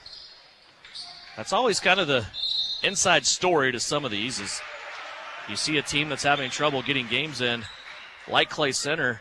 It's not necessarily on their responsibility, though, sometimes. I think Southeast of Saline's done a good job, not only keeping their kids healthy and available, but also picking up games and making up the ones they've missed. Yeah, moving games around when they have the opportunity, like the Sacred Heart game got moved around and moved before Christmas break. Kind of the way things go, just play as you go and play as you do. Picking up the Rossville girls game to replace Abilene. That was another key move. Here's a three-pointer off the inbounds for Clay Center. That's no good. And Southeast wants to run with it again. Morikel Palmer on the left-hand side. Snaps a crossover, now floats back to the sideline. He's being hounded defensively by Florish. Down to Eli Harris. Inside, tried to go high to Bryant Banks, and Bryant never really had control of that one. He kind of bounced it around between his own hands, and it went out of bounds as he was knocked to the deck, and a turnover for Southeast, their fourth. Kind of a tough pass to catch though from that angle from Harris to the Banks as Murray and Harris checked back in for Southeast in this game. Michael Murray defensively on the inside, trying to get a stop. Morgan Siebold, though, able to score over the top of him. That's Siebold's first bucket as he came off the bench. Clay Center back with an 11. Murray has the basketball now to Banks in the corner. Skip pass over the top to Augustine. Now inside Eli Harris. Harris with a sweeping pass to Bryant Banks. Banks left him in an angle he wasn't able to use the backboard, and now Clay Center comes out with it after the rebound. Across the timeline comes Isaac Lee. Lee wanting to set offense here for the Tigers. Floats off to the right-hand side. He wants to take Augustine to the bucket, but Drake there up to the challenge defensively. Approaching the last minute of the first quarter. Top of the key 3 for Clay. That's no good. Rebound underneath by Banks. Bryant will take it away and bring it up the court himself. Here comes Bryant Banks down the middle of the paint, and he throws it away. Staring inside at Eli Harris the whole way. Clay Center takes it from him. 52 seconds left to play. So 14-0 lead and a start for Southeast of Saline. But since then, Clay Center's been able to get it back to 11, but now they throw it out of bounds. Both teams have 5 turnovers. And a timeout called by Bryson Flax. It's a 30-second timeout. We'll take it. 42 seconds left to go. First quarter. Back to round out the first after this on KINA. Salina Septic Services provides septic services including septic tank installation, inspection, and repair. In addition to professional septic tank services, we also provide portable restroom rentals. We have many options available, including his and hers portable restrooms and hand washing sinks. Setup, service, and removal are all part of our rentals. Whether you project a long-term construction job or a family gathering, we guarantee a clean porta potty. Find us today at salinasepticservice.com, proudly supporting the Southeast of Saline Trojans. You're listening to Southeast of Saline basketball on KINA. Live stream video of this game available with the radio broadcast on SalinaPost.com. Courtesy of Comfort Heating and Air. I want to thank them for helping us bring you Southeast of Saline and Clay Center basketball here on the internet. Live stream video. Brian Dennett does such a great job with that. Big Sam Pretty back producing at Studio Central, Eagle Radio, Salina. Out of the timeout, Camden Spano Lund is checked back into the game along with Jackson Gebhardt. They're out there with Brian Banks, Eli Harris, and Michael Murray. 28 seconds left to go, first quarter. Banks on the drive to the baseline. Went to plant that leg and kind of buckled on him a little bit, but he kept his balance. Now Bryant off the handoff from Gebhardt tries to go back to the paint. He's stripped. 6 turnovers for Southeast of Saline here in this first quarter. They still lead by 11, 17-6. Clock down to 10. Clay Center out high with the basketball. Now they whip it to the left-hand side to Mark Hoffman. Hoffman sticks his foot into the left-hand block, kicks it out for a 3. That's no good. A rebound underneath, and a stick back is good for the Tigers. Morgan Siebold gets his second bucket of the quarter, and a strong finish by Clay Center. They actually outscore Southeast in the second half of that first quarter. 17-8 is our score as we go to the end of one. Second quarter action coming up. It's Southeast of Saline basketball in Clay Center, brought to you by Comfort Heating and Air. The Southeast of Saline School District has a long-standing reputation for excellence. This excellence in public education has been a source of great pride and one of the factors contributing to the quality of life in our community. The Southeast of Saline Education Foundation works in partnership with the USD 306 School District and the community that it serves to maximize student potential, thereby creating a lasting legacy, not only for our children, but for our community. The Southeast of Saline Education Foundation salutes the Trojan sports program. Winter greetings, Trojan fans. It's Juanelle Garrettson of SalinaHomes.com. Even though it's been challenging, our Trojans have done so much this year. The cross-country teams won state, football made the Final 8, and our FCCLA Parlaw kids won first in the nation at last summer's national convention. Our music and theater departments continue their top-notch standards, and this winter is going to be exciting to watch our kids compete on the courts and mat. 2021 will be another great year to be a Trojan. And as always, buy or sell, call Winnell. You're listening to Southeast of Saline Hoops on KINA. Second quarter action right around the corner. Devin Haney, Jathan Show here in Clay Center as the Southeast of Saline Trojans started out this game on a 14-0 explosion. But since then, Clay Center has outscored Southeast of Saline 8-3. Trojans lead as we begin the second, 17-8. Clay Center has the basketball. Little give-and-go opportunity for the Tigers. Now they'll take a drive on the baseline. Carson Florsch with the ball. Nearly losing it. Now a free pass to the basket as Southeast got out of shape defensively by Lucas Rosenau. So Rosenau scores his first basket of the night. Southeast now all of a sudden this lead, Jathan, has been cut in half, shrunk down to 7. Yeah, and their intensity seems like it's slowed down a lot too during that into the second half of that first period. Here's a shot from the free throw line by Eli Sawyers, is up and good. Sawyers leads all scorers with 7 points. Nakari Morico Palmer right there in his sidecar with 6. 19-10. Grant Stumpf is at the scorer's table. He wants to check in at the next whistle. Clay Center working the ball around. Southeast of Saline still playing a man-to-man defense. There's a sidestep and an explosion to the basket with a left-hand finger roll attempt. Goes no good for the Clay Center Tigers. Sawyer's down the floor on the left-hand side, was able to get the window, and he was fouled. 3-point play opportunity coming up for Eli Sawyers. Nice play there by Eli Sawyers, taking it coast to coast, doing a Euro step and getting the foul as Grant Stump checks in for Eli Harris. And that foul was on Mark Hoffman, who has 2 personal fouls. Second Tiger to collect his second. Mark Hoffman, also Brady Glaves. Each have 2.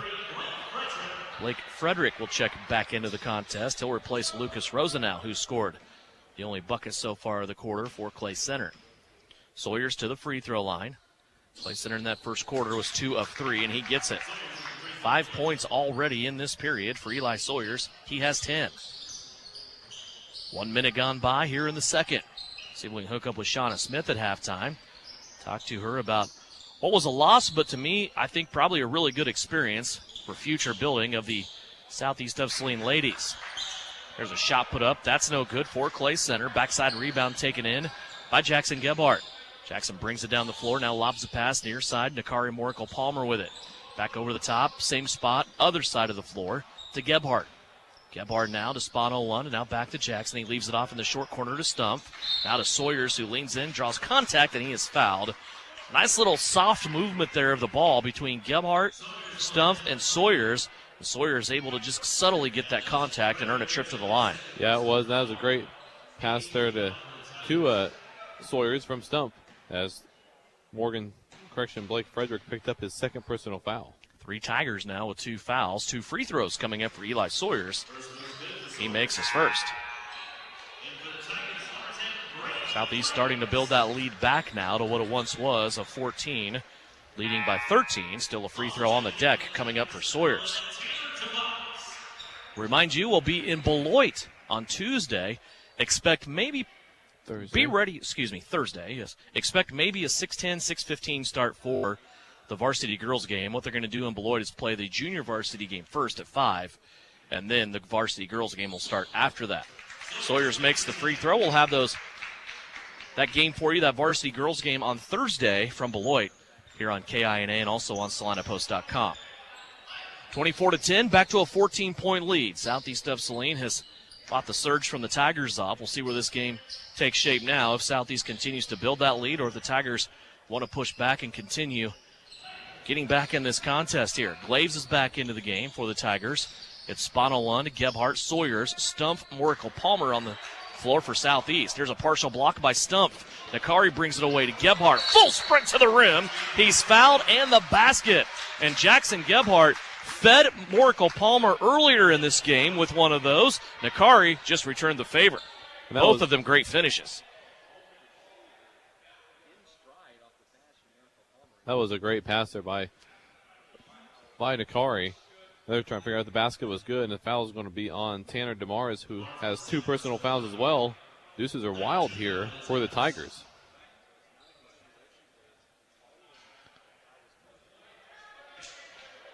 See Tanner DeMaris with the foul. He is the 4th Clay Center player now. Okay, so this is what they're doing. Basket's good, but it is after the shot, so it's a 1-on-1 opportunity. Oh, okay. So when he's holding up a figure on each hand, he's saying the foul is on 11, but also we're shooting a 1-and-1. Interesting. Jackson Gebhardt makes the free throw. He will get the bonus. It's going to look really funny in my scorebook. A 2 plus 2, or 2 plus 0. A 2 plus 1 and maybe one more. And he did get the one more. It's a 4-point play, ultimately, for Jackson Gebhardt. 28-10 now, this lead for Southeast has ballooned. 5:39 left to play here before the intermission. 28-10. Boy, Southeast just got out of the gate so quickly. But then, as substitutes entered the game and the flow kind of got broke up a little bit, Clay Center was able to make some plays and force Southeast into some turnovers and get back into it. Now Southeast pushing back with mainly their starters on the floor, minus Bryant Banks. He's given away to Grant Stump here in this second quarter. Clay Center still working on offense here. Free throw line jump shot is no good. Rattles in and out. Eli Sawyers will pick it up for Southeast of Saline. Here come the Trojans. 5-on-4 break. Sawyers on the inside. Nice little baby handoff to Grant Stump. Looked like Stump may have gotten shoved in from behind, and now a timeout will be called. A 30-second timeout by Clay Center. We'll step away as well. 4:57 left to go here in the second. Southeast of Saline leading 28-10 here on KINA. You're telling me your driver turns you on remotely? It feels so good. One gentle touch of a handy remote or mobile app and my motor is running. And don't fret, my little pickup pal.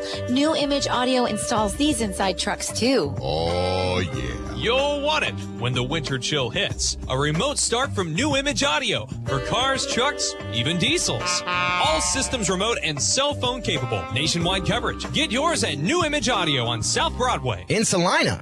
You're listening to Southeast Trojan Hoops on KINA.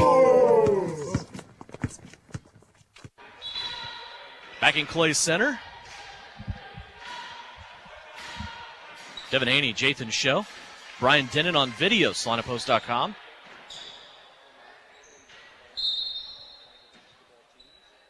Nice little trip to NCKL country. We'll do it again to another town on Highway 24 coming up Thursday. Yeah. As the Southeast of Saline girls try to move to 3-0 in league play as they take on the Lady Trojans of Beloit. That's a makeup league game that we lost before the holiday break. Here's a drive to the right-hand side. That's no good for Carson Florish. The rebound, though, taken up by Clay Center, and a foul will be called. That'll send Lucas Rosenau to the free throw line. Fouls on Nikari Morkel-Palmer, his first personal foul. Rosenau at the line, shooting 2. You know, we might as well eat at that 1524 brewery, whatever you call it. Yeah. Because we traveled down Highway 15 to Marion, and now we're going to go to Highway 24 with Clay Center and Beloit. Yeah. Little local eatery. First free throw is up, good. Second one, no good. Now the loose ball taken in by the Tigers. Here's Frederick, three-pointer, right-hand side. He got it. First basket of the game for Blake Frederick. Akari Morikel-Palmer now has it. He slams on the brakes as he threatened right-hand side. Tried a lob pass inside to Grant Stump. And it's going to be taken in by the Tigers from Clay Center. 7 turnovers already for Southeast of Saline. Approaching the halfway mark of the second quarter. 28-13. Clay Center working the ball around here. Frederick will try another three. Other side of the floor. Got it to go. Back-to-back threes by Blake Frederick. And the lead now, which was once 18, all of a sudden cut to 12. Sawyers inside. Bobbled the basketball, falling away from the rim. He'll play it to Grant Stump. Now back to Sawyers inside. Boy, he's so good around the rim. Got the roll on that one to go as the two big guys work well with their headbands inside. And they haven't really worked at all throughout the entire year. Oh. Eli Sawyers has got called for a foul as he appeared to pick the pocket of a Clay Center Tiger. Both Eli and Bryson Flax had a great reaction to it. Bryson makes a motion to the official and made the call, and those two agree, I think. First foul on Eli. But yeah, Sawyers and Stump are playing really well with one another. You haven't seen that at all this year so far. It's nice to see him come out here right before a tournament. Might be playing big dividends later on in the season. A couple of big bodies, too. Eli Sawyers, the sophomore, goes about 6'4", 6'5". Stump in that same range. Get them on the floor playing well together. That could really pay off for Southeast of Saline. Here's a shot, though, inside by Rosenau, and that'll be his second field goal of the quarter. He has 5 points. 30-18. 3:15 left to go here before halftime. Stump inside again to Sawyers. Didn't get the first one to go. Putback attempt will be no good. Now Stump on the floor trying to save it. Luke Gebhardt, who just checked in, also gave an attempt. And Clay Center will pull it away. 3 minutes left to play before half. Frederick eyeballed another three-pointer. Just a pump fake, though. Play it to the left-hand side. Here's a big hop to the basket, and a shot put up no good by Mark Hoffman. Southeast the other way. Nikari. A shot on the right-hand side of the rim. That won't go, and now the ball out of bounds will stay with Southeast. Just a great pass there by Sawyers. Nikari just couldn't quite finish it up. as he was too far underneath the basket. Luke Gebhardt will inbound here for Southeast of Saline. Sophomore eyeballing the formation. Now he's going to go way up top, almost to the scorer's table, to Eli Sawyers. Here's a no-look pass by Nakari Morico Palmer. That is intercepted inside by Clay Center. Turnover number 8 for Southeast of Saline. 2.5 minutes left to play here in the second quarter. 30-18. 6 points in the quarter for Blake Frederick. Also 5 points in this quarter for Lucas Rosnow. Now a shot put up by Carson Florshad is no good. Clay Center rebound and a putback attempt is no good as well. Southeast going back the other way. And a traveling violation called near the timeline against Southeast. We saw one of those Friday night against Minneapolis. Drake Augustine was nonchalantly unguarded coming up the floor, and the officials stopped the game and called him for a palming violation. Said he was carrying the basketball. You don't see a whole lot if you're not being guarded, unless it's blatant. We got one of those Friday. Unless it makes a difference in the way the person's guarding you, it shouldn't be called and just kind of set up a play or something. But agreed. Clay Center with it. Florsch will try a 3 on the left-hand wing, and that goes down. Carson Florsch gets his first basket of the night. Now down to a 9-point lead. Boy, this game just keeps going back and forth.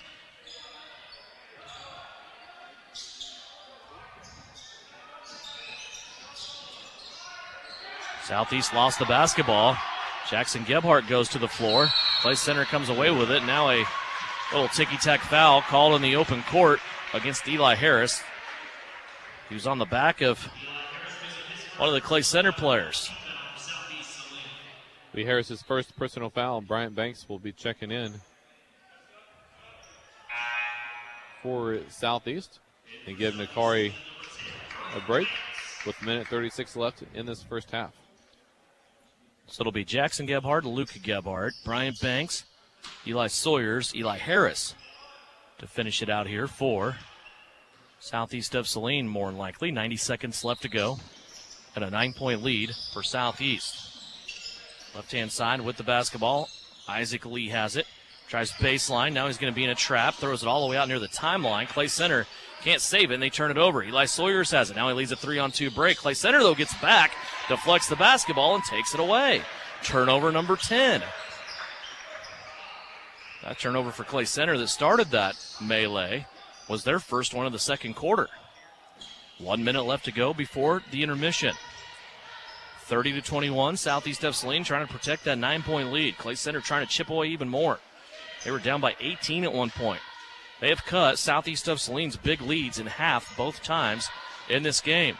The Tigers trailed by 14, cut it down to 7. Now they trailed by 18. They've cut it down to 9. Clay Center looking like they're going to play for the last shot here. 35 seconds left to go.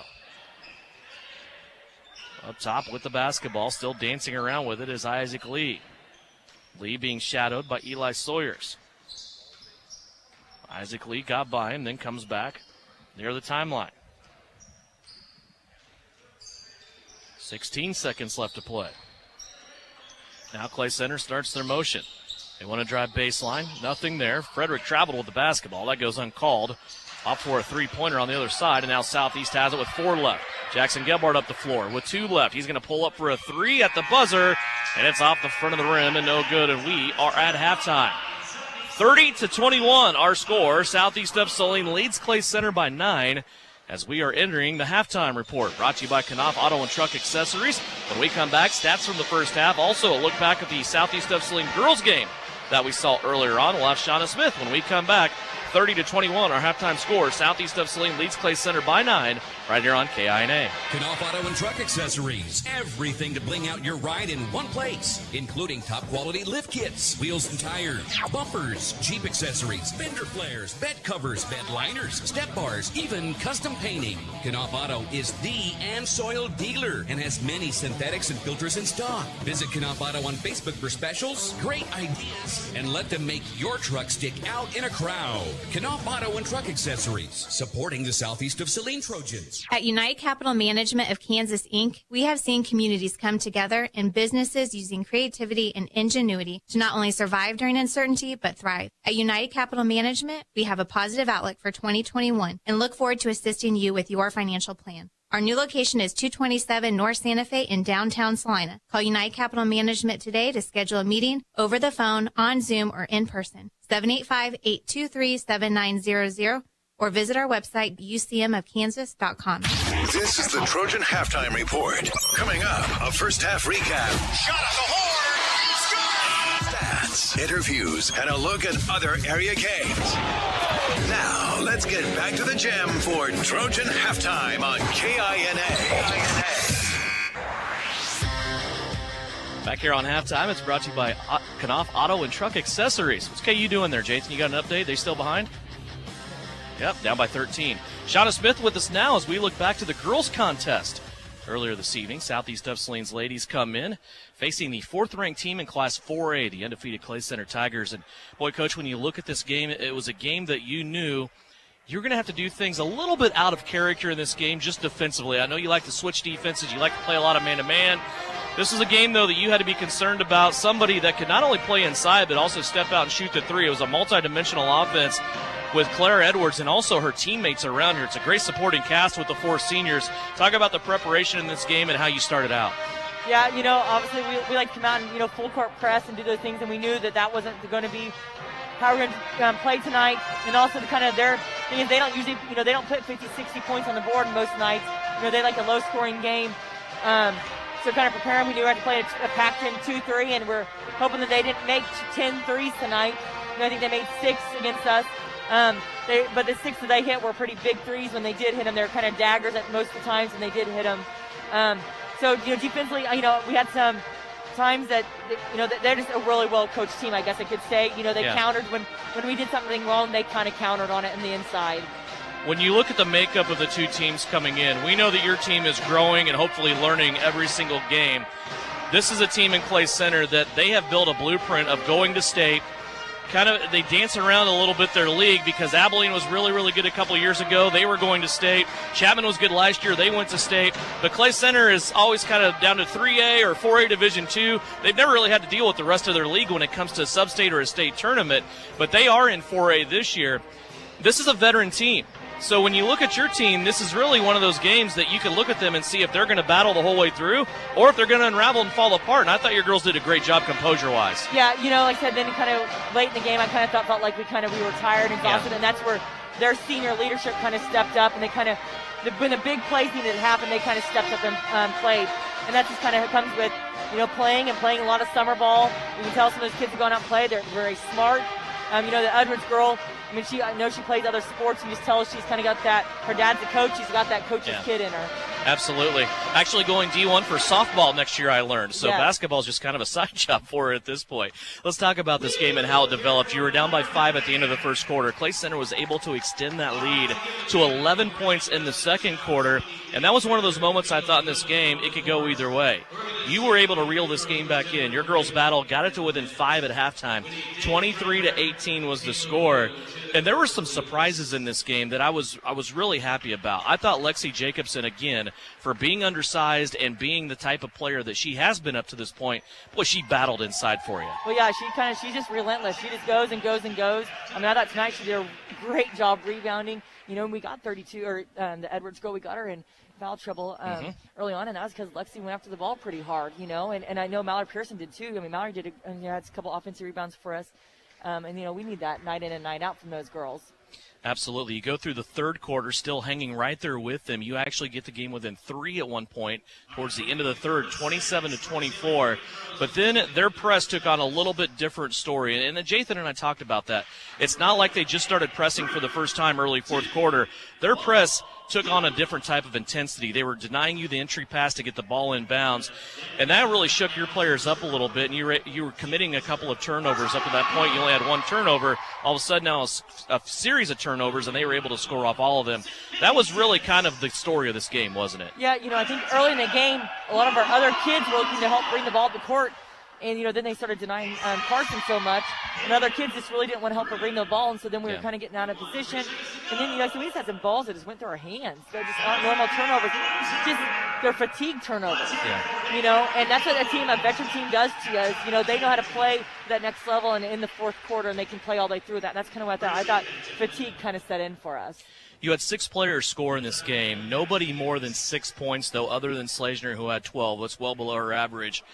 How do you get somebody? I know this might be the magical question because we talk about this a lot. When you have somebody like Carson Slazner who's getting a ton of attention, and everybody was really defensively. They were very good defensively. But there were times Carson would have 3 or 4 girls on her. How do you get somebody else to create and be a threat, not necessarily to score, but at least to attract the defense to where they can maybe spring somebody open? Well, and, we talked about that, and I thought, we were kind of looking there because they were hanging on her, holding on to her shirt the whole time, whatever. But she's got to go find those girls open. I know we found Avery late. I think we found Reagan Getz late for that 3 there. Those other kids, they got to show themselves to her. Kind of, and we don't get in the position that she can get them the ball. I thought early in the game we did a really good job of, we'd drive baseline and we'd kick it to somebody else because we were working on that last week actually. Yeah. Preparing for this game, we knew that they're going to up and pressure us.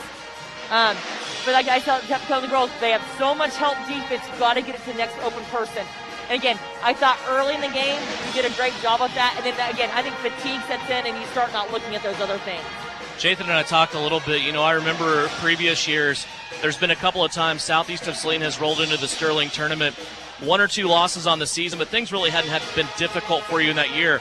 All of a sudden you play somebody like a Sterling and you look a little shell-shocked. You're not used to that. I feel like this year, not only with Beloit on Thursday, but the Sterling tournament right around the corner, this group is a group that's ready for a tournament like Sterling's tournament, isn't it? Yeah, and like I said, every night we can play them. I think we're kind of that team that's kind of scary because we don't really have a true post man, so it's kind of how do you guard us?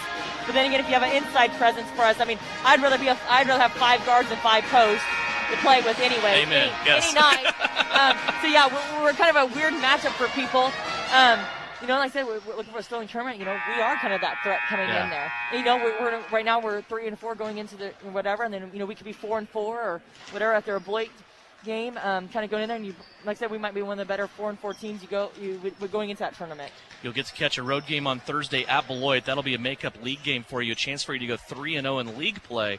So Beloit, Thursday night, we'll see you there. Okay, thank you. Shauna Smith, head coach of the Southeast of Saline ladies. Her girls tonight take a loss to a state-ranked Clay Center squad, 49-32, but they played pretty well in doing so, and they're going to go to Beloit to play the Lady Trojans in league play. That's coming up on Thursday on the road in Beloit. Again, expect a tip-off for that varsity girls game here on KINA and also SalinaPost.com at about 6:15 from Beloit High School coming up on Thursday. About 90 seconds. I'm back with third quarter action. Southeast of Saline leads Clay Center in the guys game by 9, 30-21 here on KINA. Knopf Auto and Truck Accessories. Everything to bling out your ride in one place, including top quality lift kits, wheels and tires, bumpers, Jeep accessories, fender flares, bed covers, bed liners, step bars, even custom painting. Knopf Auto is the and soil dealer and has many synthetics and filters in stock. Visit Knopf Auto on Facebook for specials, great ideas, and let them make your truck stick out in a crowd. Knopf Auto and Truck Accessories, supporting the Southeast of Saline Trojans. The Bennington State Bank proudly supports local sports and wants each student to know that their hard work and talent is noticed and appreciated. At Bennington State Bank, they care about local communities and are committed to fostering long-term relationships through the delivery of excellent customer service, integrity, and fairness. From helping local businesses acquire relief loans to supporting community youth and nonprofits to helping you purchase your dream home or invest in your future, Bennington State Bank is here to help. Give them a call to experience exceptional banking with hometown service. Bennington State Bank, your trusted hometown bank. Member FDIC. Get the advantage this preseason with Can-Equip Service Advantage. Their preseason readiness optimization program saves you money and is backed by genuine Case IH parts and service. Inspection savings, labor discounts, priority service, special financing, extended warranties, and volume discounts now through December 31st. Get Case IH and Can-Equip on your team by scheduling your equipment today. Call or visit Can-Equip in Salina. You're listening to Southeast of Saline Hoops on KINA. Back here at Clay Center High School, Devin Haney, Jathan Show, learning how to do math as we go through the stats of this game. It's always interesting just to compare sometimes. Southeast with a lead, 30-21. Leading scores so far for Southeast of Saline and leading all scores is Eli Sawyers with 14. Jackson Gebhardt with 8, 6 for Nakari Morico Palmer. All those came in the first quarter. Brian Banks with 2. Southeast of Saline, 7 of 8 from the free throw line. They do have 10 turnovers, while Clay Center only committed 1 turnover in that second quarter. They have 6 for the game. 6 points for Blake Frederick. He leads the scoring for Clay Center on 2 3-pointers. Then 3 Tigers with 4 points. Isaac Lee, Lucas Rosenau, and Morgan Seabold. Southeast of Saline starts out with the first possession, and Nakari Morico Palmer rises up over the rim with a finger roll for 2. He now has 8. One thing that we do add up on our turnovers, we had 10 and 6. There you go. All right. There's a 3-pointer left-hand side for Clay Center. That's no good, but the ball tipped around. They get a second attempt. Can't get it to go down at the rim, and Southeast of Saline pulls it out. Jathan, the way that first half was played, it was definitely a half of runs. Luckily, Southeast of Saline got out early, 14-0. Then Clay Center cut it in half down to 7. Then Southeast went on another run, went up by 18 points. Clay Center cut it down to 9 at halftime. How does Southeast get rid of these pesky Tigers who just keep coming at them? Well, and like we just mentioned about those turnovers, I mean, they had quick turnovers that were just stopped the flow of the game and momentum of the game that they had. And when they were playing really well, they were moving the ball side to side, moving around from everybody and giving everybody a chance. Here's a shot by Eli Sawyers from 3. That's no good. Brian Banks, though, with the offensive rebound, and ends up with Camden Spano-Lund, and he makes his first basket of the night. Cam had a bunch of assists there in the first half, but that's his first made field goal of the night. And he's extended the Southeast of Saline lead back to 14. 35-21. Clay Center now just unforced turnover, throws it out of bounds. First turnover of the second half. So we haven't talked about the Sterling Tournament's format and schedule next week for a reason. We had brackets all ready to go. We had them posted up on SalinaPost.com. Everybody was ready to, you're going to go here, I'm going to go here, because Sterling never schedules things in a way that makes sense. They have the boys playing when the girls play. Then we found out that Lions was forced to withdraw from the tournament. So now they're probably going to redo the schedule and maybe reformat things. We'll have to wait and see. We will have those updates for you as soon as we find out what we are going to do next week as far as our annual visits to Sterling. There's Eli Sawyers now. Nice little feed underneath. Brian Banks is along the baseline. He fed it to Eli, and he had almost a little bit of a ball fake in there in the motion that he shot. He made it and was fouled. Well, he fed it to Nakari. Then Nakari tipped it over to Eli. That was just a great ball movement there by all 5 of them working the court. The 5 starters just working really well here. Started this third quarter, blossoming this lead back up to 17 right now. And that is also the point total for sophomore Eli Sawyers. He has 17 in this game. A foul on Blake Glaves, his third. There was 4 different Tigers in that first half that accumulated 2 fouls each. 5:49 left to go here. Just underway, third quarter. Glad you could join us for Southeast of Saline basketball here. However you may be watching or listening on KINA or on SalinaPost.com. Here's a shot put up, just barely kisses the front of the rim. Nakari with the rebound, pitches it up to Eli Sawyers. He plays it one-handed behind the back to Camden Spano-Lund. Now Eli steps back and bounds off the baseline, gets in Cam's way, and they lose the basketball out of bounds, but it was tipped out of bounds off of a Tiger, and it will stay with Southeast for a baseline inbounds. You can tell Southeast Saline just wanting ready to run and gun on this third quarter starting out. Southeast gets it in. Nakari for 3 off the inbounds, and it goes home. 5 points in the quarter for Nakari Morico Palmer. He's in double digits now with 11. 21-41. That was the impressive thing for me in the victory over an undefeated Minneapolis team on Friday. Was Southeast had 4 players in double-digit scoring. None of them scored a lot, but they all scored enough as a group. And there's a timeout called by Clay Center. It's a full timeout. We'll take it as well. It's the biggest lead of the night for the Trojans, 41-21. With 5:14 left to play here in the third, you're listening to Trojan Basketball, brought to you by Comfort Heating and Air in Salina and Clay Center on KINA. Nowadays, everything's on our phones. So why not have access to your bank at your fingertips as well? With the First Bank Kansas mobile app, you can deposit checks, pay bills, and transfer money straight from your smartphone. You can bank from the comfort of your home and have 24-hour access to your money. First Bank Kansas makes mobile banking quick, secure, and convenient. Download the app today or give them a call at one of their locations in Salina, Ellsworth, McPherson, Abilene, Lindsborg, or Hutchinson. Member FDIC. Stardust Trophy in downtown Salina is your full-service headquarters for trophies and awards for club and sporting events. But did you know Stardust Trophies also makes employee name tags with your company logo? They engrave executive awards like desk clocks and pen desk sets. They imprint artwork and photos on T-shirts, coffee mugs, mouse pads, even personal calculators. Stardust Trophy carries clear sports ball holders on wood bases for treasured or autographed balls from footballs to golf balls. Go to full-service Stardust Trophy, 121 South Santa Fe, downtown Salina. Work hard, play hard. Good luck, Trojans from Roselawn Memorial Park in Salina. To learn more, visit roselawnssalina.com. Back to action. Clay Center misses a shot out of their timeout. Southeast now in transition. They get it to the right-hand side. A beautiful break ran by the Trojans. They come up empty on the right-hand side. Brian Banks just got messed up on his footwork there. Jathan was not able to make that shot go down. Yeah, unfortunate, but just a great transition there. Getting the rebound and going up strong and getting in the outlet at good. Bryant stuttered over his feet like I stuttered over my words right there. There's a pass now inside for the Tigers. They're fouled. Blake Frederick will go to the free throw line for a couple of free throw attempts. Blake hit 2 threes in the second quarter for 6 points. He still leads the Tigers in scoring here.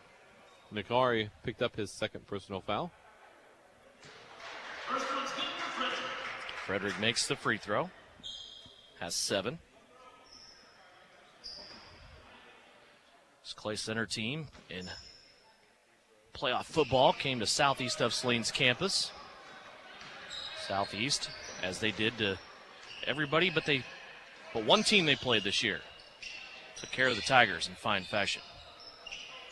Here's an entry pass down low. Boy, Bryant missed the easy one, but he always makes the hard ones, it seems like. He was pinned underneath the backboard and underneath the rim on that one. Somehow was able to get the ball back in enough where he could kiss it off the glass, and he was fouled, and he will go to the free throw line to try to complete the three-point play. What a beautiful shot that was. Yeah, it was, and getting a defender who picked up his 4th personal foul, Brady Glaves, has 4 now, just on the backside of him and just rode him around as he finishes up the three-point play, and that'll bring in Eli Harris off the bench for Banks. Banks' free throw gives him 3, now 5 in the game. As southeast of Saline, solid free throw shooting in this game so far, Jathan. They are 9 of 11. And that has not been the trend for Southeast here early on in this season. They are only a 56% free throw shooting team on the year. Here's Frederick inside, little pump fake, got Nakari in the air, tried to shoot it. But Nakari got him on his way down and was able to block the shot. Halfway through the third quarter, Southeast has Clay Center doubled up here in a traveling violation against Morical Palmer on the right-hand side. That's the second time he's been issued with that citation. I just lost the words with how that could even happen. His feet really never come off the ground even when he shoots the ball. Yeah, you're right. Of course, when there's a rebound, you know who's heads up in the net. Yeah, he's always up there. 44-22. Clay Center gets it back. They're going to unleash a 3 off of 1 pass on their offense. That is no good. And now Southeast off and running. In the corner, Camden spun on 1 for 3. Won't go. And a rebound underneath by the Tigers. Lucas Rosenau picks it up. Back the other way. Tigers on their offensive end. 4 out, 1 in. As Frederick has the basketball on the left-hand side. Just 1 post player. They try to pick and roll against this man-to-man defense. And Eli Harris there to take it away. 3 turnovers here in the quarter against Clay Center. 9 for the game. Nakari Morical Palmer up top looking for a high pick from Eli Harris. Now Harris will roll to the basket. Nakari gets it into Harris. Harris plays it out to Gebhardt. 3-pointer on the way. Right wing, no good. Backside rebound. 3 Tigers having to contend with Nakari Morical Palmer back there. They finally secure the basketball. 3 minutes left to go in the third. In between the circles, Tigers have it up top. Isaac Lee with the basketball. Now to Frederick, long distance 3. And it goes home. Boy, that looked like it was going to fall out, but then set on the front of the rim for a little bit and fell in. That's Blake Frederick's third 3. 44-25 our count. Here's Camden spot on 1, springing free, and a one-handed finger roll for Cam. 5 points. the defense was expecting Cam to pass out of that, and Cam just went up there for a layup. A nice job by Cam, realizing that he can do both ends, pass and go up and get the layups. 46-25. Clay Center dumping it off now inside. Morgan Siebold has it. Now, Rosenau. Back up to Lee. Isaac Lee stretching out, trying to reach for that rim, and he is fouled. They'll go to the free throw line with 2:07 left to play. I believe the foul is going to be on Camden Spanalund, who picked up his first personal foul. That'll send Isaac Lee to the line to shoot 2. At the free throw line, so far Clay Center 1 out of 4. Isaac Lee gets this one to go. That's his first attempt of the night. Augustine and Banks checks in for Gebhardt and Spanalund.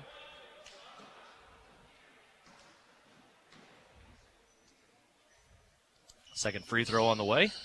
Can't get that one to go, but it's going to be rebounded by Siebold, and he'll kick it back out to Frederick. Boy, Frederick came up, looked like he was going to try another three-pointer, but he places it off to Isaac Lee, and Isaac Lee just got too accelerated, traveled with the basketball, so he attacked the rim on the lane line right-hand side. 46-26. Just under 2 minutes left to play here in the third. Southeast of Saline leading by 20. Just tuning in, Southeast got off to a great start in this game. Started on a 14-0 run. Now a foul up high as Eli Sawyers is building camp, wanted the basketball, and a foul from behind for Clay Center. Fouls on Carson Florish, his second personal foul. That brings in Tanner DeMars for the Tigers. DeMars will replace Isaac Lee. As Southeast of Saline throws it in the backcourt, Drake Augustine gets some extra exercise. Eli Sawyer's chuckling a little bit about that one after he inbounded it way into the backcourt. Drake, though, runs it down. They place it to Nakari Miracle-Palmer. Three-pointer up, no good. Harris tried to put back as he went soaring in, couldn't get it to go. And the basketball out of bounds will go back over to Clay Center. Great opportunity by Harris. Just couldn't quite finish it up as he tried to and one as Clay Center is trying to run and gun. Clay Center lost the basketball now out of bounds as Blake Frederick over there trying to keep it in bounds, but Brian Banks was a thorn in his side.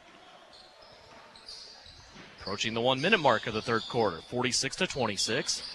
Banks has it top of the circle. Now he goes to Harris. Eli Harris throws a bullet down low to Nakari Miracle-Palmer, and Nakari saves it behind his back into Eli Sawyers. Now they're going to tag Sawyers with a traveling violation. Turnover number 2 for Southeast of Saline here in this third quarter. 65 seconds left to play in the third. Over to the left-hand side, Frederick with the basketball. Guarded at arm's length by Brian Banks. Now they swing the ball around. It ends up for an intent inside to Siebold. Siebold having to get rid of Eli Harris, and he passes it off. And it's going to be another basket for Rosenau. His first of the half. 6th point of the game. And Nakari Miracle-Palmer throws it out of bounds. Turnover number 3 in the quarter for Southeast. That'll leave 38 seconds left to play for the Clay Center Tigers as they take the basketball. 18-point deficit. Jackson Gebhardt checks back into the game for Southeast of Saline. Also Isaac Lee back into the game for Clay Center. Lee picked up half court by Drake Augustine. Now they go to DeMars. Now back to Lee over in the corner. Frederick has it top of the circle. Clock down to 23. Here's Lee with a pump fake, and Eli Harris will foul him after he left his feet on the way down. He got kneed in the face by the Harris there almost. As Lee was bending down trying to get the shot to go up, but the foul's going to be on Eli Harris. Isaac Lee to the free throw line. He'll shoot 2. First free throw is up and good. He has 6.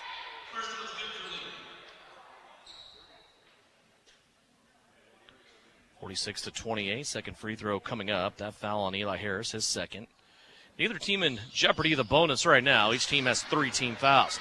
Second free throw was missed by Isaac Lee, but Clay Center keeps possession. Out top, Tigers with the basketball. 13 seconds left to go here in the third. Pick and roll opportunity, and they throw it away for the 6th turnover of the half, 12th of the game. In for the Trojans, Luke Gebhardt. Going to give Eli Sawyers a break.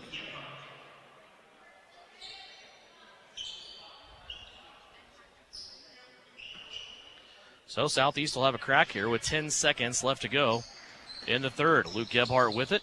Now left-hand side, Brian Banks. He'll drive to the rim. Shot put up. It's no good, and they're going to call a blocking foul that'll send Brian Banks to the free throw line for 1.8 seconds left on the clock. I'm sure Frederick had enough of that in the football season. Getting ran over by Banks, as about everybody did. That's going to be Frederick's third personal foul.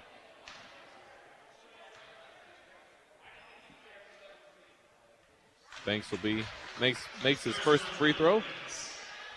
He goes in for his second one.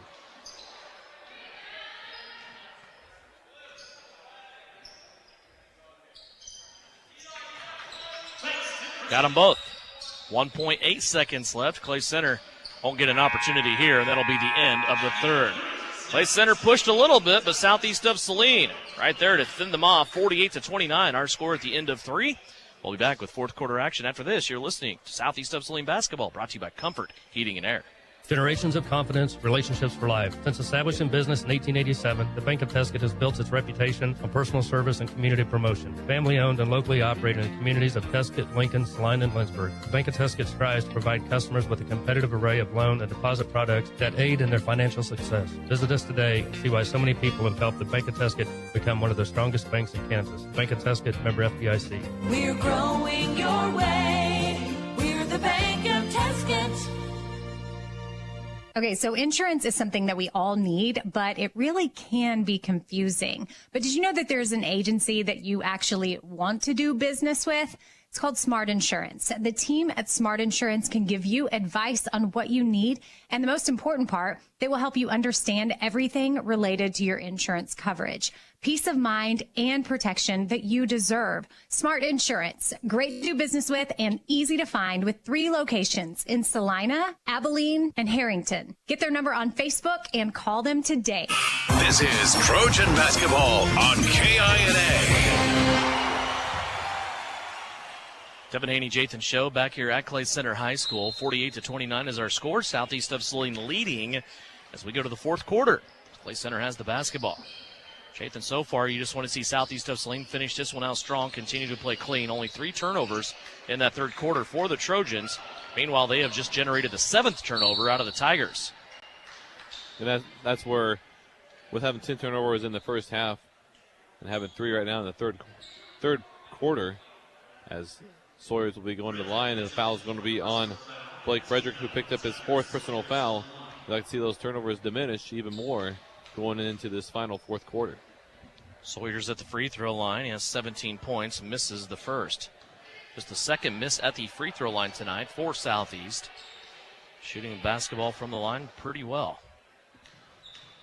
A final as we check the Bennington State Bank scoreboard. This is in girls play. Sacred Heart tonight all over Republic County on the girls' side, 59-20. So the Lady Knights pick up another win. Second free throw also missed by Eli Sawyers.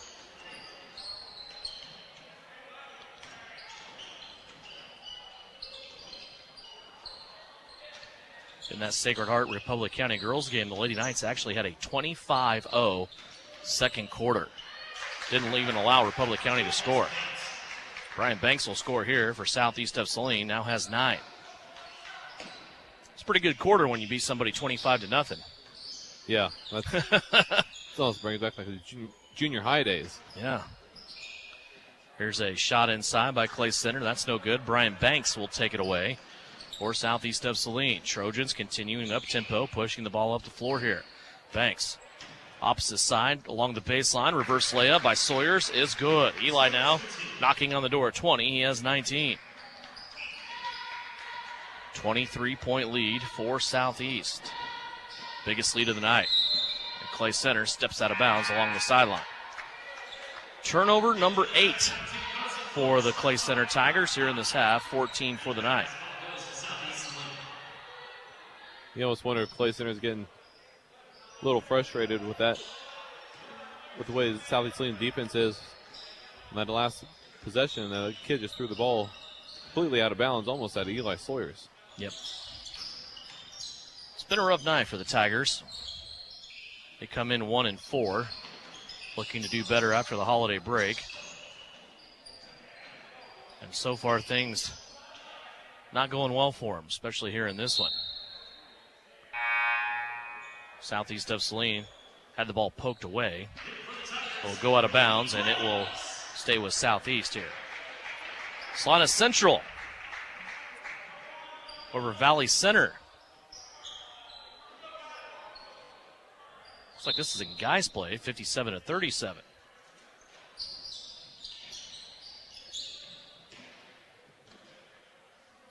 Southeast throws the basketball into the backcourt. They go chase it down.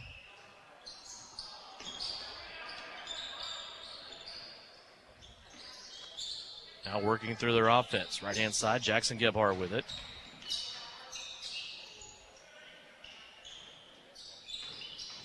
Gebhardt now will pull up. Little flip at the backboard. It comes back the other way.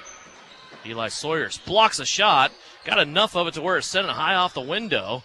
And now Camden Spano Lund comes in after it. And now Southeast trying to recover defensively. Nice hustle there by Eli Sawyers sprinting down the floor.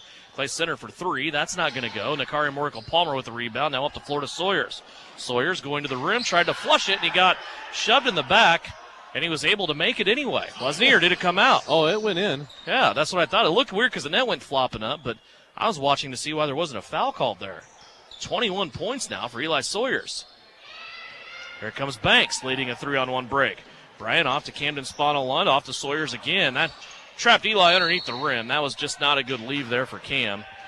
And it goes out of bounds back over to Clay Center.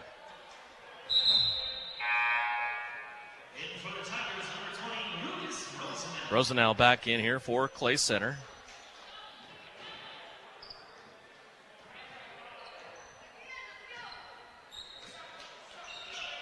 (54-29) our score.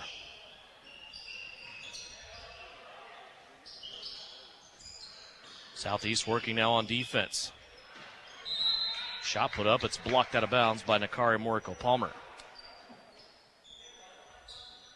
Anybody that has the opportunity to have Nakari guard him is going to have a hard time driving in the basket because Nakari's long arms can just reach around him and when he's a foot away from the body.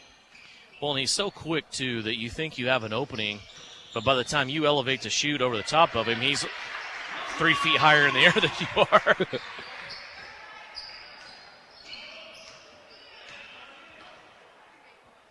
Lucas Rosenau scores again.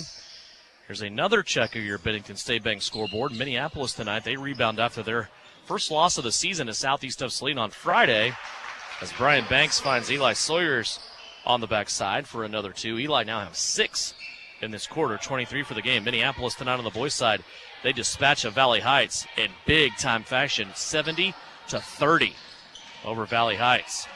Here's Gebhardt pitching out. Spano Lund for 3. That's no good. Jackson, though, will grab the rebound as we hit the halfway mark of the fourth quarter, but then Southeast will turn it over. Big game going on in the Big 12. Oklahoma State 67, Kansas 68. They were down big earlier on, 15 points at least I saw one time, as Isaac Lee hit a three-pointer, and Clay Center's going to get a timeout. Timeout, Clay Center. Let's see if it's a full. It will be a full. 3:41 left to go. 56-34 our score. Southeast in control this one here on KINA. The human head weighs 10 pounds, but with TechNet, it can feel like 60 pounds. Dr. Cade Castleman here with Castleman Chiropractic. Screen slouch is a real problem for people of all ages these days. Our technology is affecting our posture, causing back problems, neck pain, and headaches. Call, book online, or stop in my Salina walk-in clinic every Thursday to learn how a simple chiropractic care plan will help you ease your pain, improve your sleep, and help you feel better every day. Castleman Chiropractic in Salina, where caring comes first.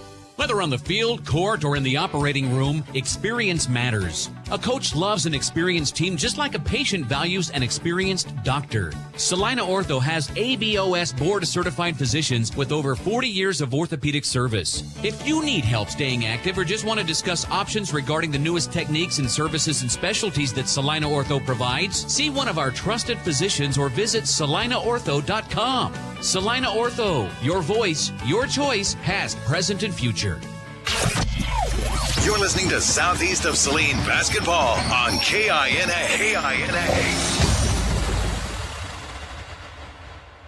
Back here at Clay Center, a couple of finals for you. We'll pass along after the inbounds here. Southeast of Saline looking inbounded as they lead big, 56-34 with 3:38 left to play.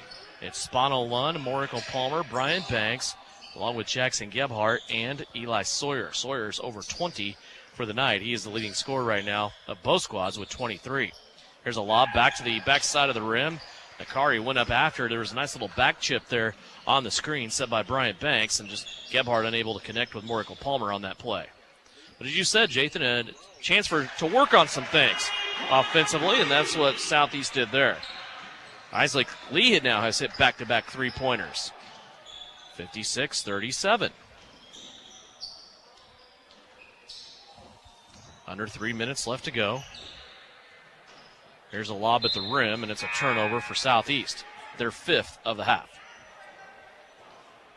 Checking in for Camden Spanalun is Drew Richardson, coming off the bench.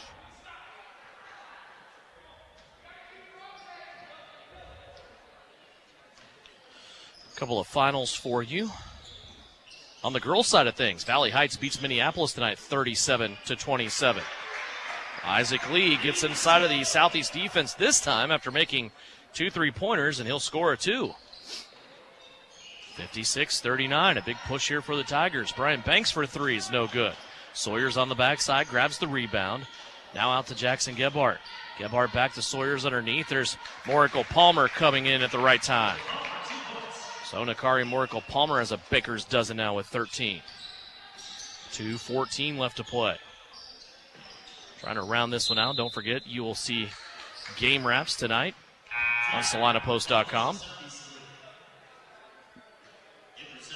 Caden Isaacson and Michael Murray check in. Gebhardt and Banks check out.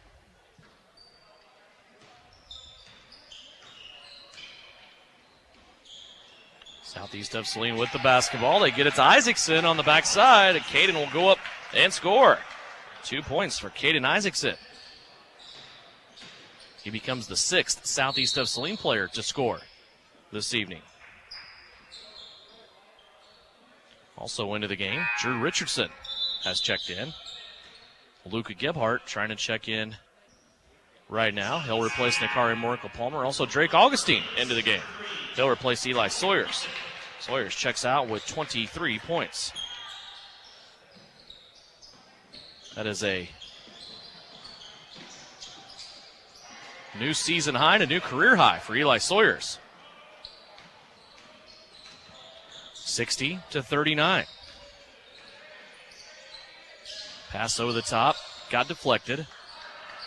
Now to Isaacson, high post, has it knocked and taken away.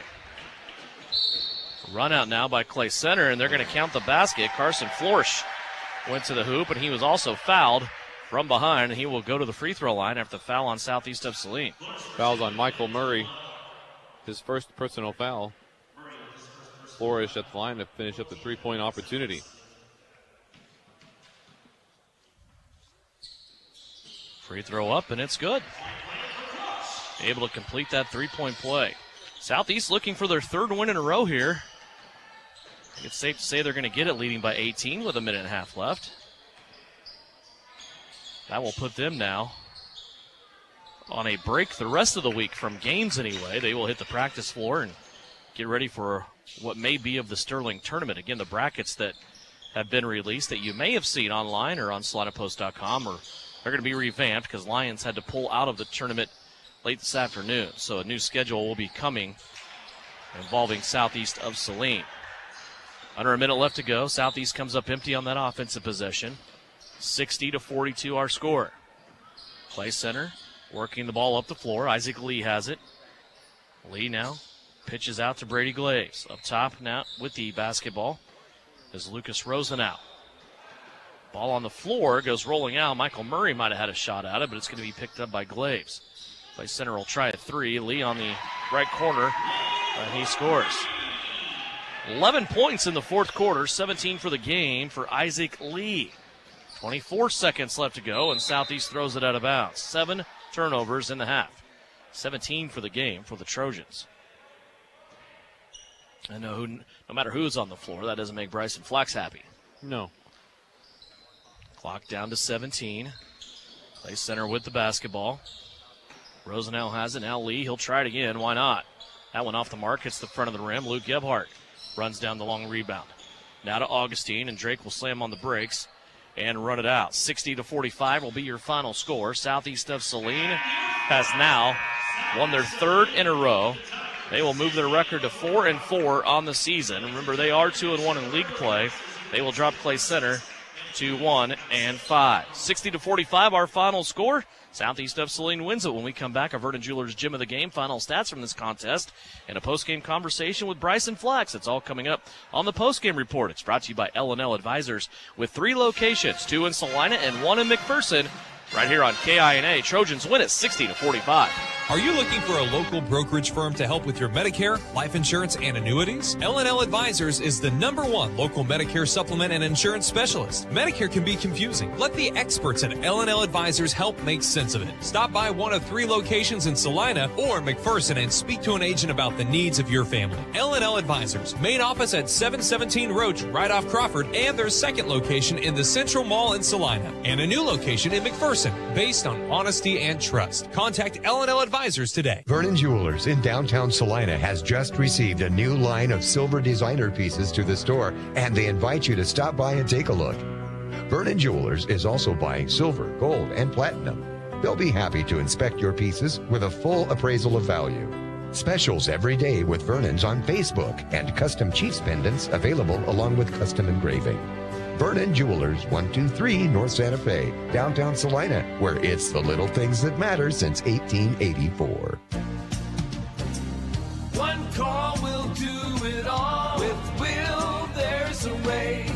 If you stand in front of your electrical panel and you see the old type screw-in fuses or breakers that haven't even been made since the 1950s, maybe it's time you give Will Electric a call and let me come out and give you an estimate to update your electrical service. Call Will Electric, 823-8286. One call will do it all. With Will, there's a way. Frisbee Construction is a service organization for the commercial grain industry dedicated to giving you the best in planning, the best in quality, and the best of workmanship, and overall the best value for your dollar since 1949. Frisbee Construction specializes in new construction as well as remodel and repair of grain handling facilities throughout the Midwest.